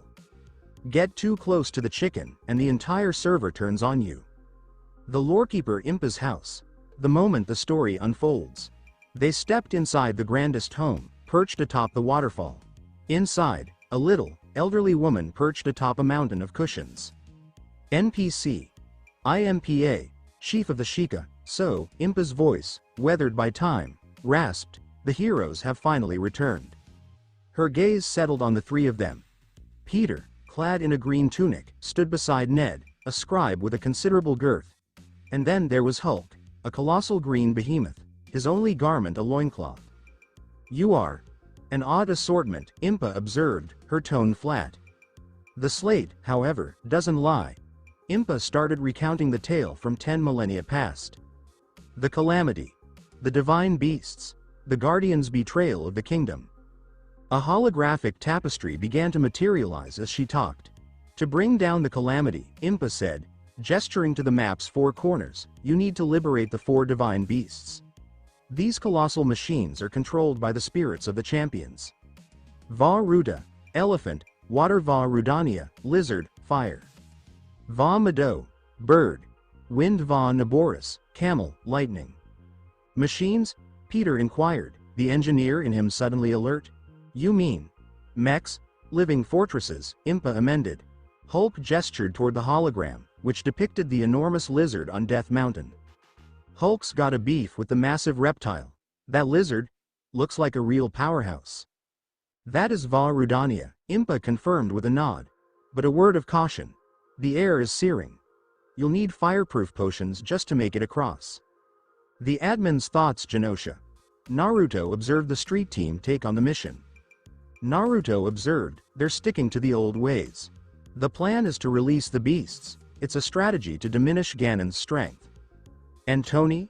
Jean Grey inquired, her gaze shifting to the other television. Naruto let out a laugh. "Tony's got his sights set on a guardian, hoping to coax it into a pit trap. The plan? Dismantle it with a screwdriver. He's foregoing the narrative to get a leg up on his tech tree." "The phoenix likes the lizard," Jean remarked, her gaze fixed on Va Rudania. "Fire and rock. It brings her back to the start." "All right, we've got a direction," Naruto said, making up his mind. "First things first. Let's see if Tony makes it through this salvage job." Central Hyrule, the castle town ruins Iron God, also known as Tony Stark, is a character. The goal? Bring down the system. The Guardian Stalker moved in a slow, deliberate circle around the debris, its metal legs making a steady, echoing sound against the stone. The head turned, its crimson beam sweeping the area, hunting for the guy who had plummeted from above. Tony Stark was face down in the muck, his Sheikah slate clutched tightly in his hand. He was unarmed. The wheels were turning. "Jarvis," Tony whispered. "The Guardian's beam charging sequence is 2.5 seconds. The laser travels at light speed, but the targeting AI has a predictable lag." Tony looked at a heavy, rusted iron door half buried in the dirt nearby. "Rune selected. Magnesis. Tony stood up. Hey, over here, you glorified toaster. The Guardian spun around. The laser locked onto Tony's chest. Beep. Beep. Beep. Tony raised the slate. A magnetic tether latched onto the iron door. Beep beep beep phew. Just as the beam fired, Tony whipped the iron door upward. Clang. The beam hit the door. The physics engine calculated the deflection. The beam didn't bounce back at the eye. Tony wasn't proficient enough for a perfect parry yet. Instead, it scattered, blasting the ground and creating a smokescreen. Now, Tony yelled. He used the magnesis tether to swing the 500-pound iron door like a medieval flail. He slammed it into the Guardian's legs. Crunch. One leg sheared off. Sparks flew. The Guardian listed to the side, screeching. Tony didn't stop. He swung again, and again. He wasn't fighting like a hero. He was fighting like a demolition crew. He systematically broke the legs until the machine was immobile. He walked up to the panicked, beeping eye. He didn't shoot it. He climbed on top of it. Let's see what makes you tick, Tony muttered. He jammed a crowbar into the chassis. With a wet, metallic tear, he ripped the ancient core out of the housing. The machine powered down instantly. Loot acquired. Ancient core X1. Loot acquired. Ancient gear X5. Loot acquired. Ancient shaft X2. Tony held the glowing blue core in his hand. It hummed with energy. Jarvis, Tony grinned. I can wire this to the slate's output. I can build a repulsor. The mining operation location. Kakariko Village, the Eastern Ridge. Stream. The guy in the chair. Ned leads, status. Live. The grind is real. Viewers. 650,000. While Tony was reinventing the tech tree, the street team was dealing with a classic RPG problem. Poverty. We have 50 rupees, Ned sighed, looking at their shared inventory. The stealth set costs 1,800 rupees. We can't afford a single scarf. Peter, webhead, looked longingly at the mannequin in the armor shop. The stealth chest guard looked sleek, tight, and perfect for his playstyle. We need money, Peter said. Impa said there are rare stones in the cliffs. Hulk, green giant, looked at the mountain behind the village. He saw the glittering black rocks protruding from the stone. Hulk smash rocks? Hulk asked. Yes, buddy, Peter patted his arm. Hulk smash rocks. They climbed the ridge. Ned set up the camera. Okay chat, this is the mining strategy, Ned explained. Usually, you need an iron sledgehammer. But we have a Hulk. Hulk wound up his fist. Boom. He punched the cliffside. The entire rock face cracked. Lumps of glowing ore rained down on them. Item. Luminous stone X15. Item. Flint X20. Shiny rocks. Hulk cheered, picking up a glowing teal stone. Pretty rocks. Luminous stones. Peter gasped. These sell for 70 rupees each. Keep punching, Hulk. Punch the whole mountain. For the next hour, it wasn't an adventure game. It was a strip mining operation. Hulk demolished every ore deposit in the Kakariko Valley, turning the serene landscape into a quarry. The transformation location. Enchanted Armor Shop, Kakariko. Time. Nightfall. They walked into the shop, their bags heavy with stones. They dumped them on the counter. The shopkeeper, Clary, stared wide-eyed at the pile of glowing gems. Is this enough? Peter asked nervously. Enough? Clary gasped. This is a fortune? Transaction complete. Plus 5,000 rupees. Peter bought the set immediately. He stepped out of the dressing room. He was wearing the Sheikah stealth mask, chest guard, and tights. The dark blue fabric hugged his frame. The scarf covered his face, leaving only his eyes visible. He moved, and there was no sound. The footsteps were silenced by the armor's passive buff. Whoa, Ned whispered. You look like a ninja Spider-Man. Peter crouched. He felt the stealth up stat activate. He jumped onto a nearby roof, moving like a shadow. I feel fast, Peter said over the comms. I don't have my webs, but this feels right. Hulk looked at the shopkeeper. Does lady have big shirt? Hulk's tunic is itchy. Clary looked at the massive green giant. I can stitch two Hylian tunics together? Hulk will take it, Hulk nodded. And a bandana. Hulk wants to look cool too. The admin's workshop location. Genosha Naruto watched the two progressions. Tony has forged a rudimentary energy blaster using the Guardian parts, Naruto observed, watching Tony test fire a blue beam at a tree. He's bypassing the bow and arrow entirely. And the street team has broken the local economy. Rogue laughed, looking at the inflation of luminous stones on the player market. Hulk is a one-man industrial revolution. Jean Grey smiled. They are ready. The stealth set will let Peter navigate the Zora's domain path without fighting every Lizalfos. And Tony is ready for Akala. Then let's open the road, Naruto said. Unlock the Lanairu Tower. It's time for them to meet Prince Sidon. Location. Lanairu Wetlands, the path to Zora's domain. Stream. The guy in the chair. Ned leads, status. Live, it won't stop raining. Viewers. 720,000. The rain in the Lanairu region wasn't just a visual effect. It was a mechanic. The physics engine made the cliffs slick, rendering climbing impossible. Torches wouldn't light. Bomb arrows fizzled out.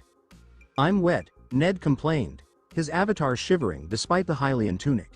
Chat, I've been wet for 3 hours. My morale is damp. Peter, Webhead, was scouting ahead in his Sheikah stealth suit. The rain masked his footsteps completely. He moved like a phantom along the riverbank, marking the locations of electric Lizalfos. Watch the puddles, Peter warned over comms. If they shoot lightning into the water, it conducts area of effect damage. Hulk, Green Giant, trudged through the mud behind them. He hated the rain. Every time he tried to climb a small rock to get a better view, he slid back down. Slippery rock is stupid, Hulk grumbled, wiping mud from his face. Hulk wants to punch clouds. They reached the Inogo Bridge, a massive, ornate structure spanning the roaring Zora River. Wait, Peter held up a hand. Someone is on the tower. The encounter a figure stood atop the bridge's spire. It was a tall, red-skinned humanoid shark man with a regal fin on his head. He didn't just stand there. He posed. With a flash of white teeth and a literal, audible ding sound effect. Prince Sidon leapt from the tower, flipping in the air, and landed perfectly in front of the group. Ha ha ha, Sidon bellowed, his voice booming with infectious optimism. I have been waiting for someone like you, a Hylian, and, Sidon looked up. And up. He looked at Hulk, who towered over him, a rare feat, as Sidon was over 7 feet tall. And a mountain Zora? Sidon guessed, his eyes wide. By the scales, you are magnificent. Look at those muscles. You must swim up waterfalls for breakfast. Hulk blinked. Usually, NPCs screamed at him, or shot him. This fishman was complimenting his gains. Hulk does not swim, Hulk admitted shyly. Hulk sinks. Nonsense. Sidon slapped Hulk on the back. With enthusiasm like that, you will float. I am Sidon, Prince of the Zora, and I need strong warriors to save my home. The Tech Lab location. Akala, the ancient Tech Lab. Player. Iron God, Tony Stark, miles away, in the autumnal forests of the north, Tony Stark was having a very different conversation. He stood inside a lighthouse that had been converted into a laboratory. It smelled of oil and ozone. A massive machine with a single blue eye sat in the center of the room. NPC. Robbie, ancient researcher, rock on. Robbie shouted, striking a guitar pose, without a guitar. You brought the blue flame. My cherry is powered up. Tony looked at the machine. You call the guidance computer, Cherry.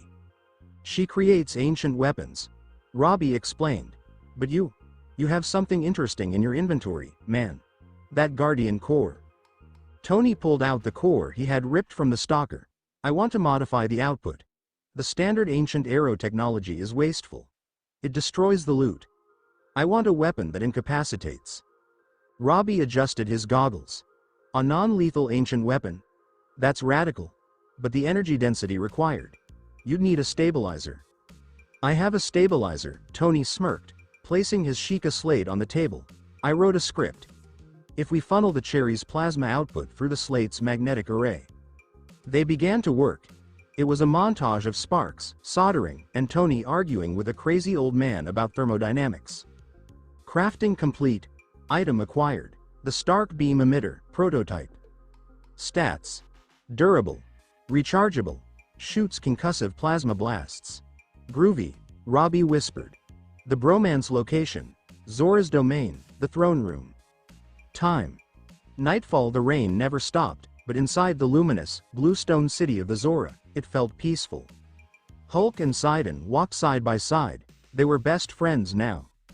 And then, Sidon recounted dramatically, I defeated the Octorok with a single thrust of my trident. Hulk punched a tank once, Hulk shared. Tank went boom. Brilliant. Sidon flashed his signature smile, sparkle. We're brothers of destruction.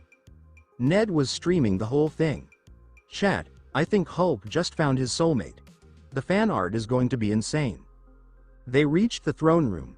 King Dorephan, a massive whale of Azora, sat upon the throne. Link. The king rumbled, looking at Peter. You have returned, but you bring strange company.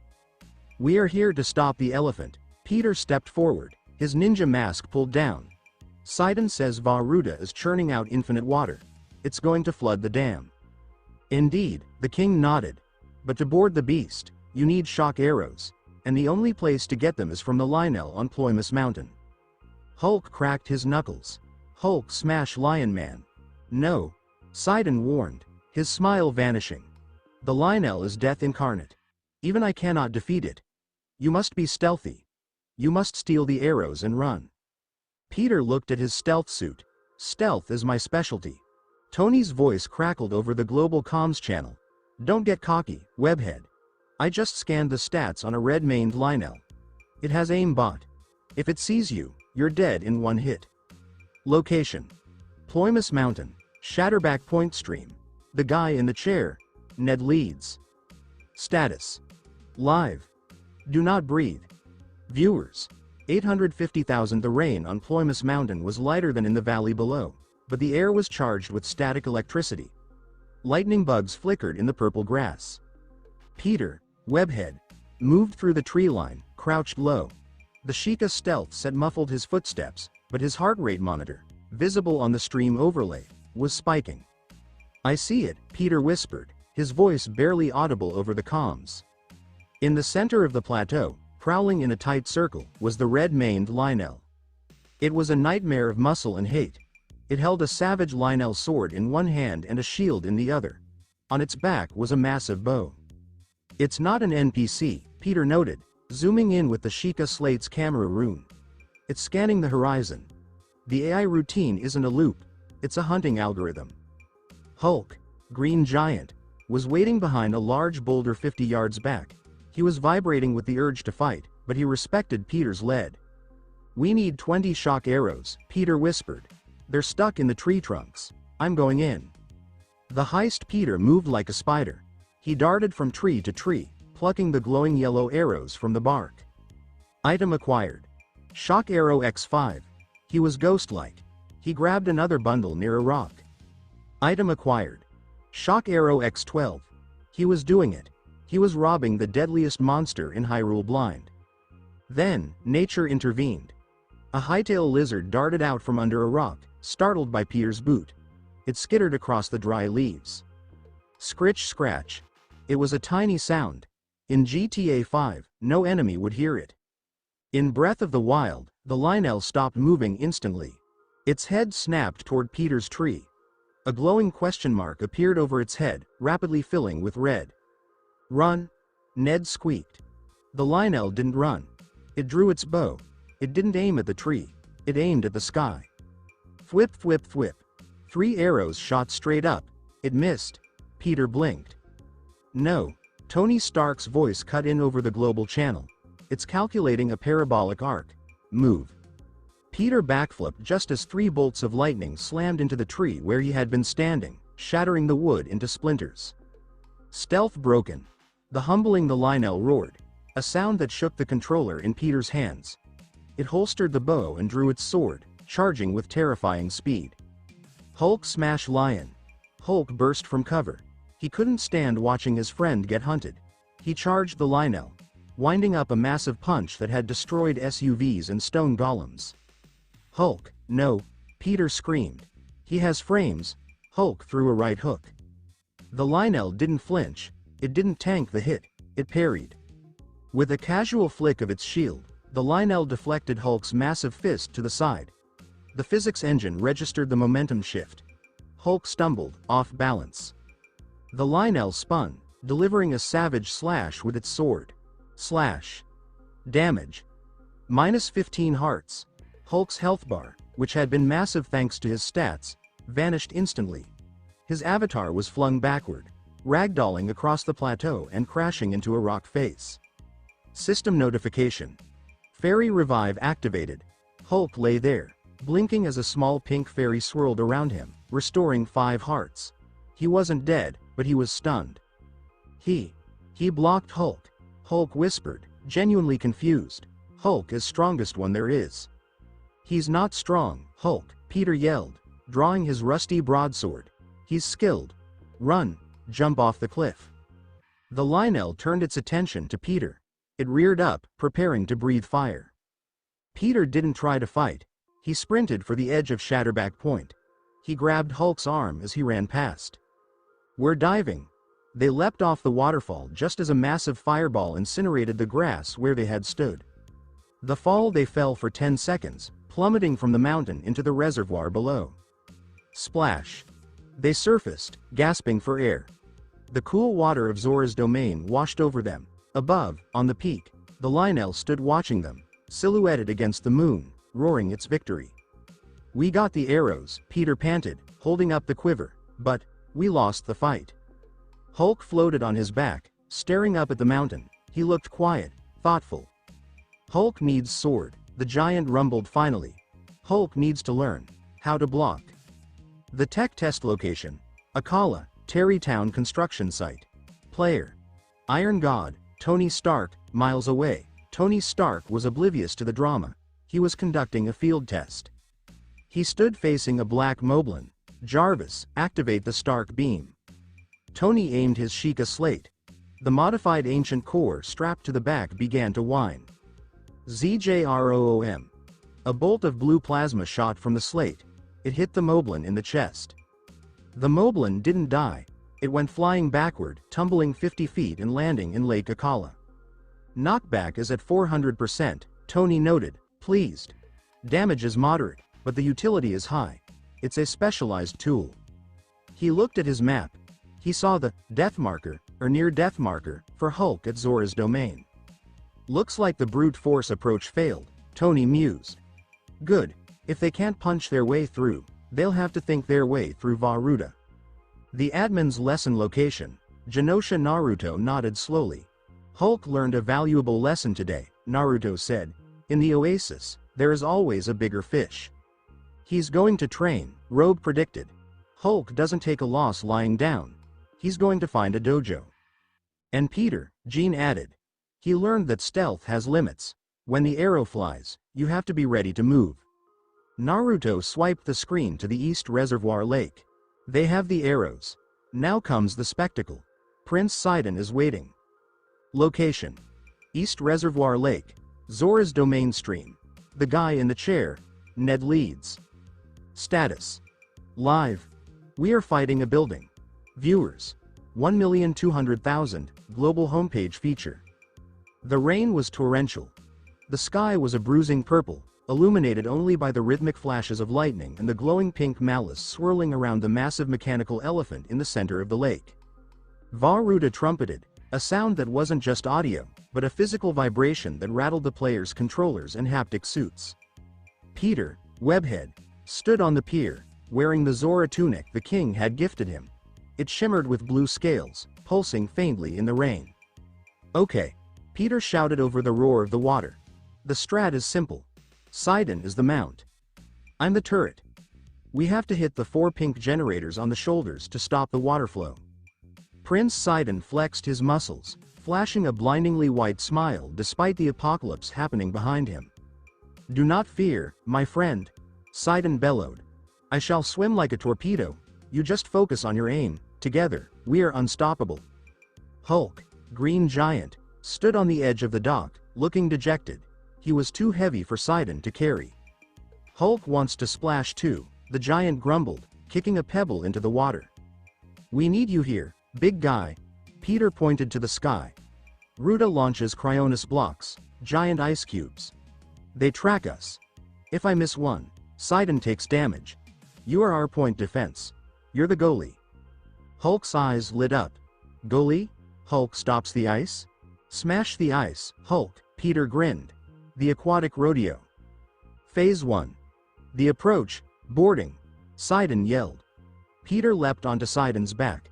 The Zora Prince shot into the water, leaving a massive wake. The sensation of speed was incredible. The physics engine simulated the drag of the water and the G-force of Sidon's sharp turns. Here it comes, Peter yelled. Ruta turned its massive trunk. It fired 5 jagged blocks of ice toward them. Hulk. Smash. From the pier, Hulk hurled a massive boulder he had stockpiled. Crack. The boulder collided with the lead ice block in midair, shattering both into diamond dust. Nice shot. Ned screamed from his drone feed. Peter drew his bow. The world slowed down as he focused, stamina mechanic. Bullet time. Fwhip. Fwhip. He shattered 2 more blocks with standard arrows. Sidon swerved, dodging the last 2. We are in range. Sidon shouted. Swim up the waterfall. Sidon hit the cascading water coming off the beast's flank. Thanks to the Zora armor perk, they defied gravity, shooting vertically up the waterfall. Aerial state engaged. Peter flew into the air, high above the mechanical beast. He drew a shock arrow. The electricity crackled against the rain. He aimed for the glowing pink orb on the beast's shoulder. Eat this. Zap. The arrow struck true. The orb exploded in a burst of malice and ancient parts. Ruta groaned, one of its waterspouts sputtering out. The tower climb location. Akala, the Citadel ruins. Player. Iron God, Tony Stark. While the kids were playing water polo with a kaiju, Tony Stark was solving a different kind of puzzle. He stood at the base of the Akala Tower. Unlike other towers, this one was surrounded by a Citadel ruin filled with blue bokoblins and carpeted in thick, damaging malice, Ganon's goo. No way to climb, Tony analyzed. The goo drains health instantly, and it's raining, so I can't burn it. He looked at the broken archway above him. He didn't have Rivali's Gale. He didn't have the Zora armor. He had a minecart he had dragged from the Death Mountain foothills using magnesis. Jarvis, activate the flying machine protocol. Tony placed a metal crate inside the minecart. He stood on the crate. Then, he used magnesis on the minecart while standing in it. In the game's physics engine, this should be impossible, pulling the object you are standing on, but Naruto had left the glitch in as a feature for creative players. The minecart rattled, then levitated. Newton would hate this. Tony laughed as he ascended into the air, bypassing the malice, the monsters, and the climbing mechanic entirely. He floated up to the top of the tower, hovering over the activation pedestal. Work smarter, Tony smirked, dropping the cart and landing perfectly on the platform. Tower activated. Map data. AKKALA region updated. The belly of the beast location. Ruta, interior dungeon. Time. Nightfall. The battle was over. Peter had hit all 4 generators. Ruta had submerged, leaving a calm, traversable platform. Peter stood at the entrance to the dungeon. Sidon waited in the water below. This is where I must leave you. Sidon called out, doing one final bicep flex. The inside is treacherous. Only a hero can navigate it. Good luck, Link. I mean, Webhead. Hulk had swum out, using a wooden raft he found, to join them. He stepped onto the metal platform of the beast. Inside smells like old water, Hulk sniffed. Ned landed his drone on Peter's shoulder. Chat, we are officially in the dungeon. No more map. No more guides. Just puzzles. They walked into the main chamber. It was a massive room filled with gears, cogwheels, and water poured from spouts. Location. Divine Beast VAH Rut. Okay, Peter looked at the giant cogs. We need to find the map terminal to control the trunk. Hulk, see that gear stuck with the malice goo? Hulk grabbed the goo. It burned him, -1 heart, but he didn't let go. He ripped the eyeball monster out of the slime. Squelch. The gear began to turn. We make a good team, Peter smiled, checking his arrow count. Now let's go wake up this elephant. The admin's review location. Genosha Naruto turned off the Akala feed. Tony is breaking the physics engine again. I should probably patch that minecart glitch. Don't, Rogue murmured, a grin spreading across his face. That's a bold move. And let's be honest, if he messes up, it's game over. The stakes are great, but so are the potential gains. Jean Grey's attention was fixed on Varuda. The dungeon is where the real challenge lies. The fighting was noisy, sure, but the puzzles demand a different kind of endurance. I wonder, does Hulk have the patience for water physics? Hulk. Naruto chuckled. No, he doesn't. But he has Peter. And Peter Parker? He's a nerd, plain and simple. He gets a kick out of puzzles. Naruto accessed the Waterblight Ganon's stats, the formidable foe awaiting him in the dungeon's final chamber. Let's see how they fare against the boss. I've increased the spear's reach by 20%. Divine Beast Varuda, the main control room nighttime, in-game. Puzzle phase. The trunk manipulation inside Varuda, the environment was a strange blend. Old stonework intertwined with the glow of bioluminescent technology. The beast's inner workings were driven by colossal gears, which in turn churned the water. Peter, known as Webhead, was stationed at the map terminal. The holographic elephant held his gaze. All right, Peter said, his teeth worrying his lower lip.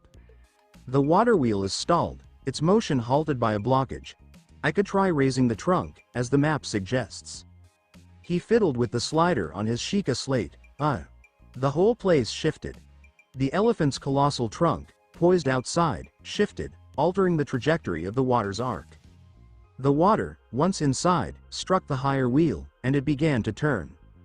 Physics, Peter said, a broad grin spreading across his face.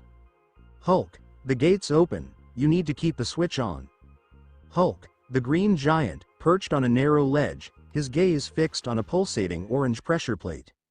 He put his foot down. The gate swung wide, then snapped shut the instant he was clear. Hulk can't be everywhere, Hulk grumbled. This button. Use stasis. Peter shouted from above. Hold that button. Hulk retrieved his slate. His finger hovered over the button. Click. Tick-tock. Tick-tock. The button's color shifted to yellow, and it became unresponsive, stuck in the down position. Hulk passed through the gate, snatched the terminal key, and exited just before the stasis shattered.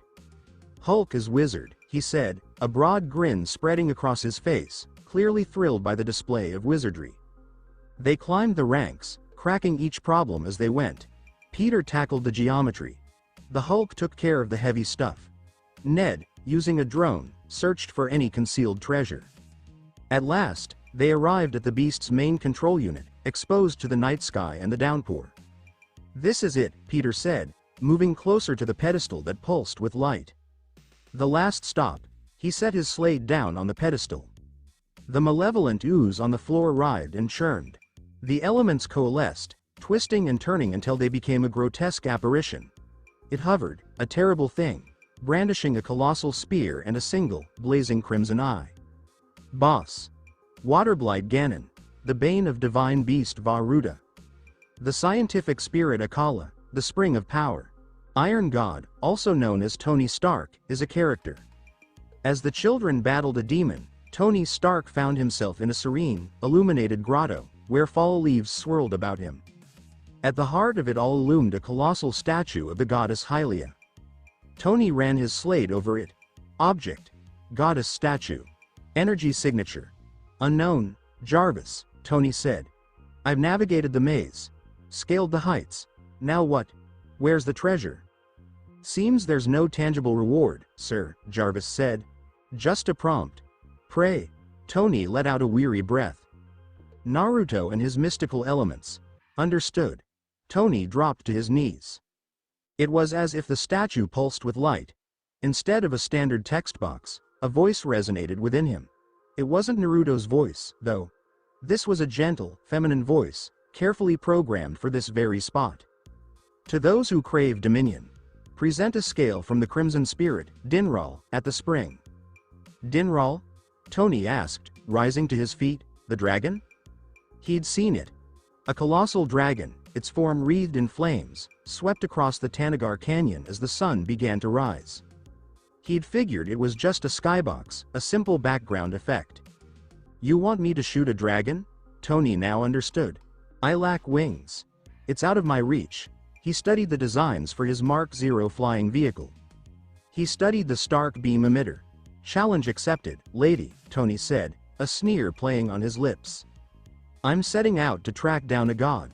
The Scourge Vah-Ruta, top deck." Status: Combat critical waterblight Ganon hovered just outside the player's reach, its elongated energy spear poised to strike. "He's got reach," Peter shouted, just avoiding a stab that splintered the stone beneath him. "We're too far away," Hulk leapt, aiming a punch, but the blight vanished, reappearing across the arena. "Coward!" Hulk bellowed. "Face me, Hulk!" The blight lifted a hand. The lake's water heaved, creating drifting ice formations. They were launched at the team. Whoosh! The sound of a sudden rush. "Cryonis!" Ned bellowed into the camera. "Shatter them with the rune." Peter pulled out his slate. "Shatter!" The word, shatter, echoes. He smashed through 2 blocks, but the third one connected with Hulk's chest. Damage: -5 hearts.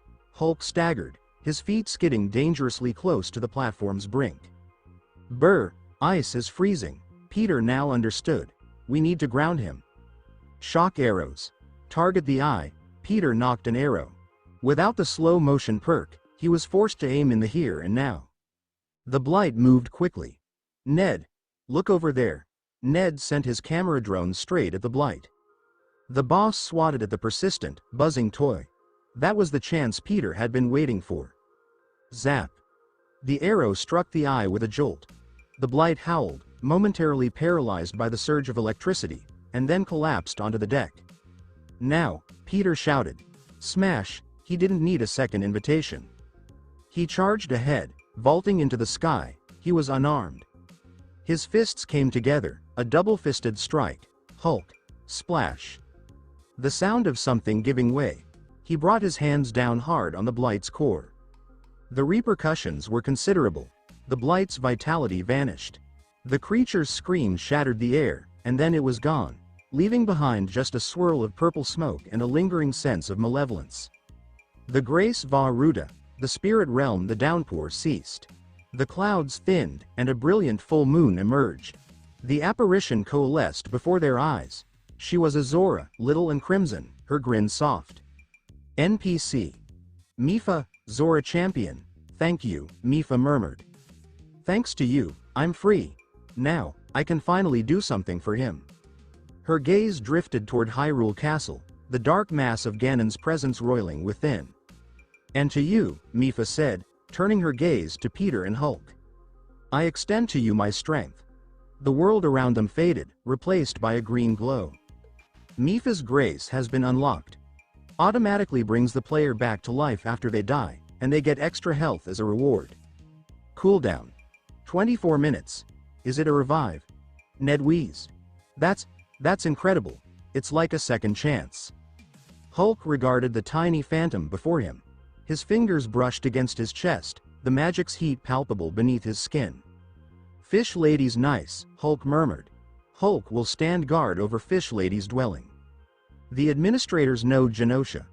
Naruto grinned, watching the blue beam from Vah-Ruta focus on Hyrule Castle.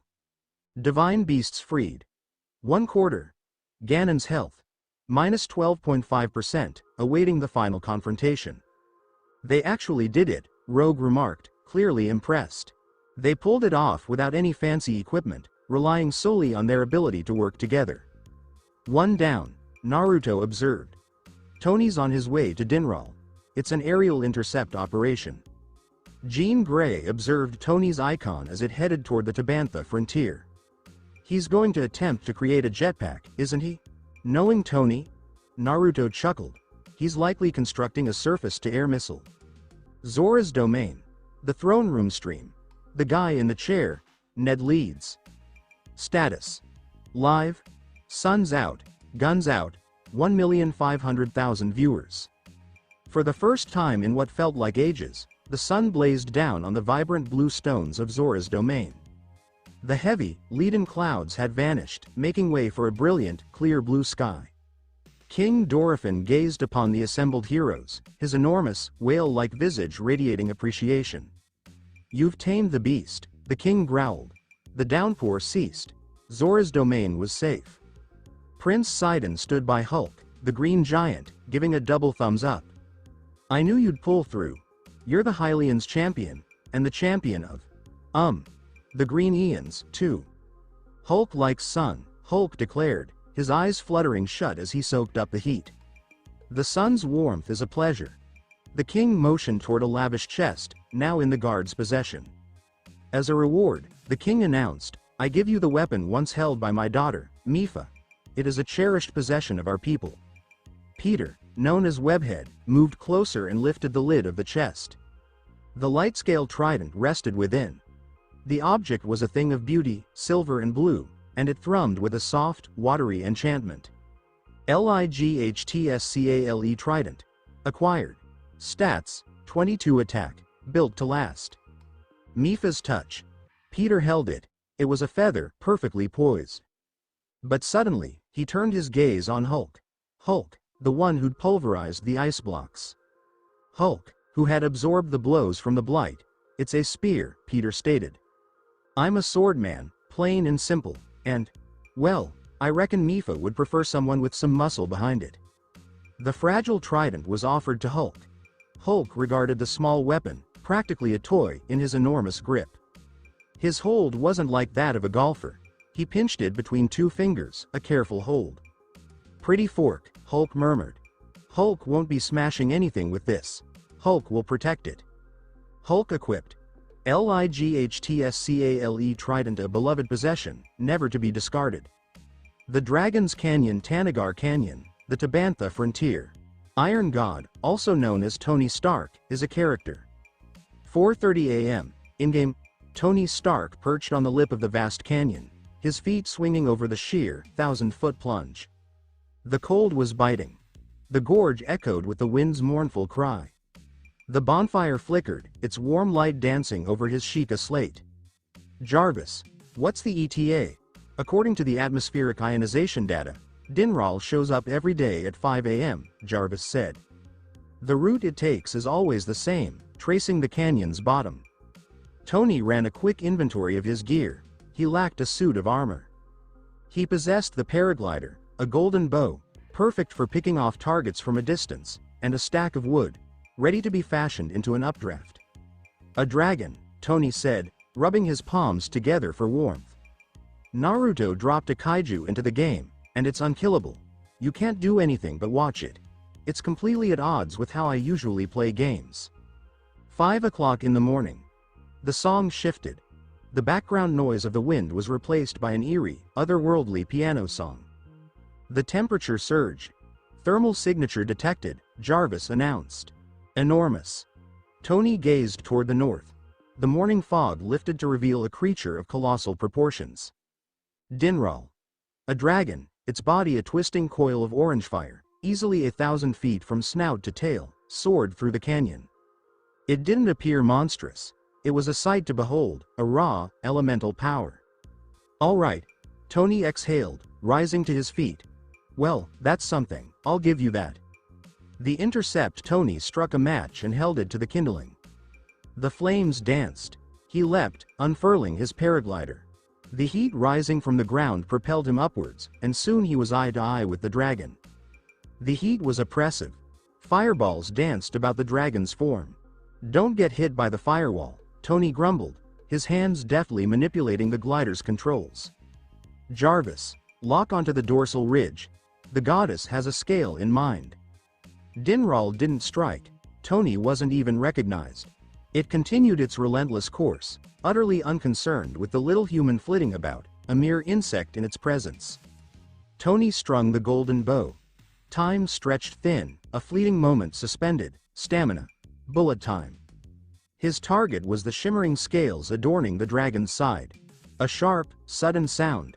The arrow's flight was unerring. The scale tipped. A sharp ding broke the silence, a sound reminiscent of a bell's toll. A single, radiant fragment of the dragon, dislodged from its form, started its descent towards the canyon's depths, illuminated by a celestial brightness. Dinral emitted a rumbling sound, not a threat, and kept on his course, climbing higher into the cloud cover. Data secured, Tony grinned, plunging after the plummeting star shard. The offering the spring of power, Akala 8 o'clock in the morning. Tony made his way back to the goddess statue. He dropped the shimmering Dinral's scale into the ocean. The statue gave a low hum. The enormous stone door groaned, then began to move. Shrine revealed. Tutsu Anima major tests of strength are important. A test of strength? Tony chuckled, making his entrance into the shrine. Finally. Something I can actually hit. A Guardian Scout IV appeared within. It was armed with 3 ancient weapons. A Battle Axe ++, a Guardian Spear ++, and a Guardian Sword ++. Tony remained unmoved. He produced his DIY Stark Beam emitter. Let's find out if your old equipment can keep up with the times. The admin's perspective. Genosha. Naruto saw Tony as he stepped into the temple. Naruto observed. He treated the dragon like a weather event. He wasn't moved by the grandeur. He only perceived the workings. Jean Grey shook her head. He felt it. Naruto. Did you catch the spike on his heart rate monitor when Dinral showed up? He covers his awe under a mask of sarcasm, but he was clearly impressed. Rogue gestured towards the street team's broadcast. The males, for their part, are busy hosting a pool party over in Zora's domain. On the TV, the Hulk was doing cannonballs into the reservoir, and Prince Sidon was giving him perfect scores for his splashes. They've got the trident, Naruto stated. They've got the initial key, then. 3 more divine beasts remain. Where to now? Jean inquired. Naruto pulled the map back, revealing the southwestern region. The desert. The sandstorms. The electrifying rage of Va Naboris. The Gerudo Desert, Naruto thought, settling on the name. Crossing the wasteland is the next step. And, of course, Tony's going to absolutely despise the heat mechanic. Location. Shrine of Tutsu Anima, the Spring of Power. Player. Iron God, Tony Stark, a significant test of strength. The heavy stone doors clanged shut, sealing Tony inside. The Guardian Scout IV stirred in the arena's heart, its circuits coming alive. It was armed with 3 luminous energy weapons, a spear, an axe, and a sword. Jarvis, Tony remarked, studying the machine's posture. Combat protocols. Sir, the enemy employs a spin attack when cornered, Jarvis observed. A concentrated burst of laser fire, unleashed when health is running low. Tony was unarmed, no protection to deflect the blow. He wasn't weighed down by thick armor, so he couldn't take the hits. He was taking physics. The scout lunged forward, its armaments whirling in a deadly arc. Water conducts, Tony mumbled under his breath. The arena's floor was dotted with little pools of water. Tony pulled out a shock arrow, a leftover from a prior chest, and took aim. He didn't shoot at the robot, though. Instead, he fired it straight down, into the ocean below.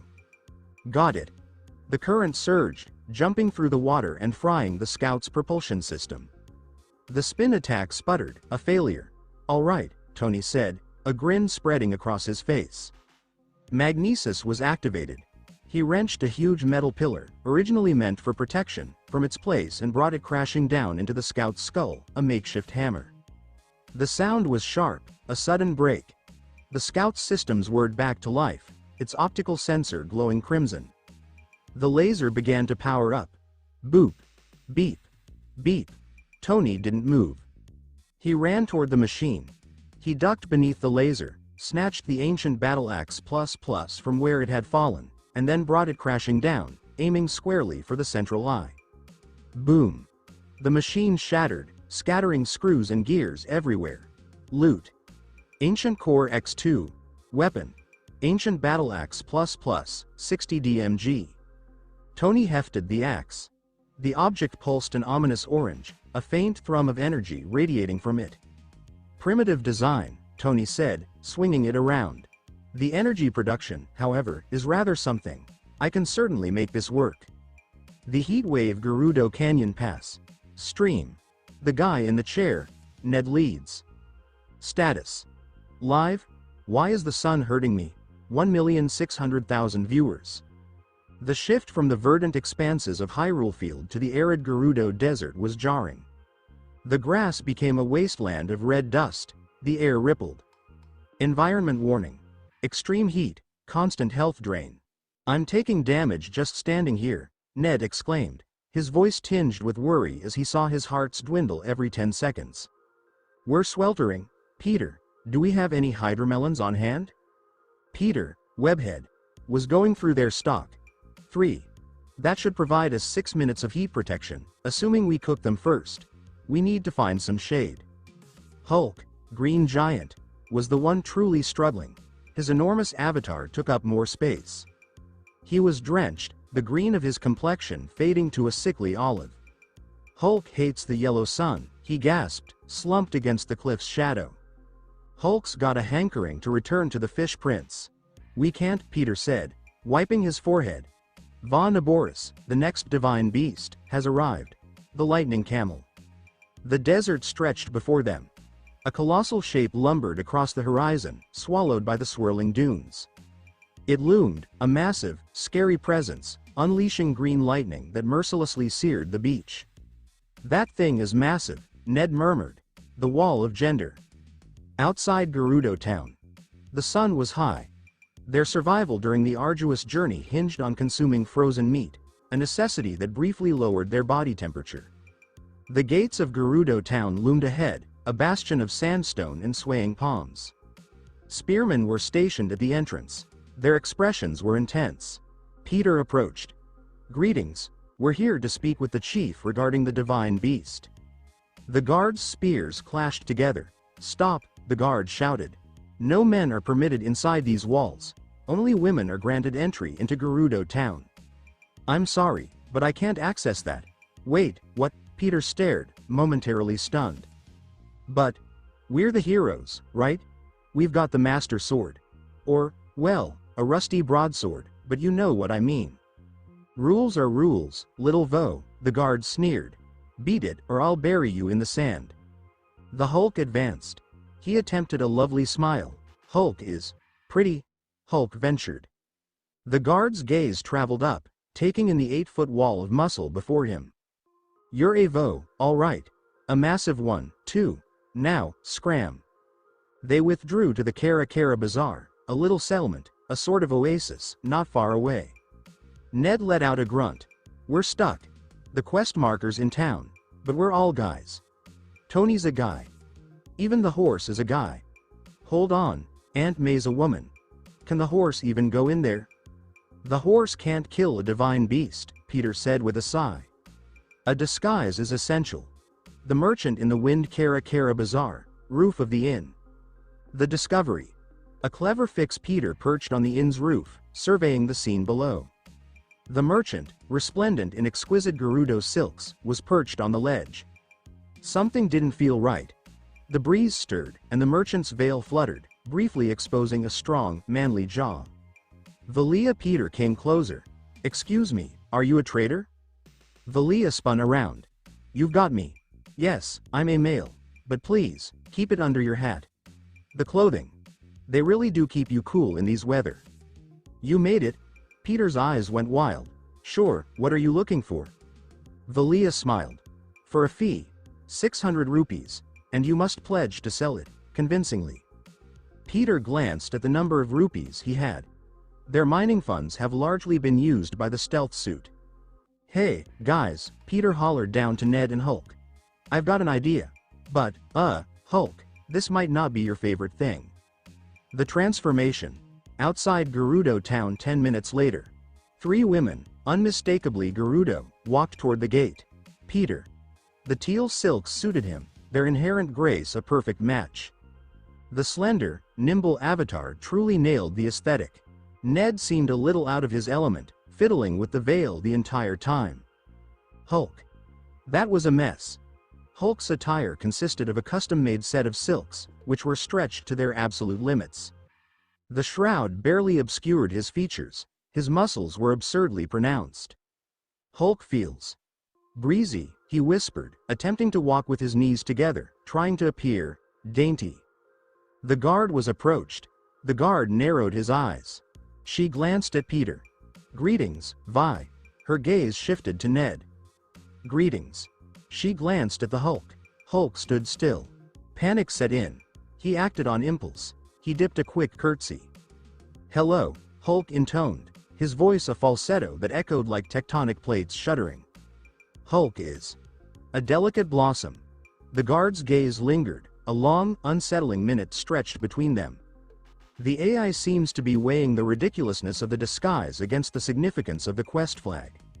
Charisma, particularly its intimidating form, is a complex trait. Result. Pass.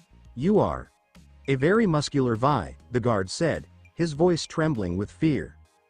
Go ahead. Genosha. Rogue was doubled over, howling with laughter. I can't get my breath. Did you catch the curtsy? The physics engine totally failed on his skirt? Naruto's grin was wide. The interaction wasn't planned. The guard AI placed self-preservation over gender check. She let him in because she didn't want to fight him.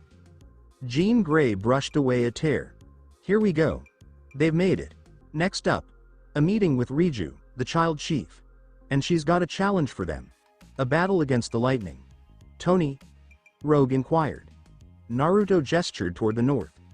Tony's got his sights set on the Lome Labyrinth Island, completely bypassing the desert. The travel medallion is his target. Efficiency is his driving force. Stay tuned for more. Thank you for taking the time to listen to this video. I'm thrilled you watched the video. If you enjoyed it, be sure to like and subscribe for even more exciting content coming your way soon.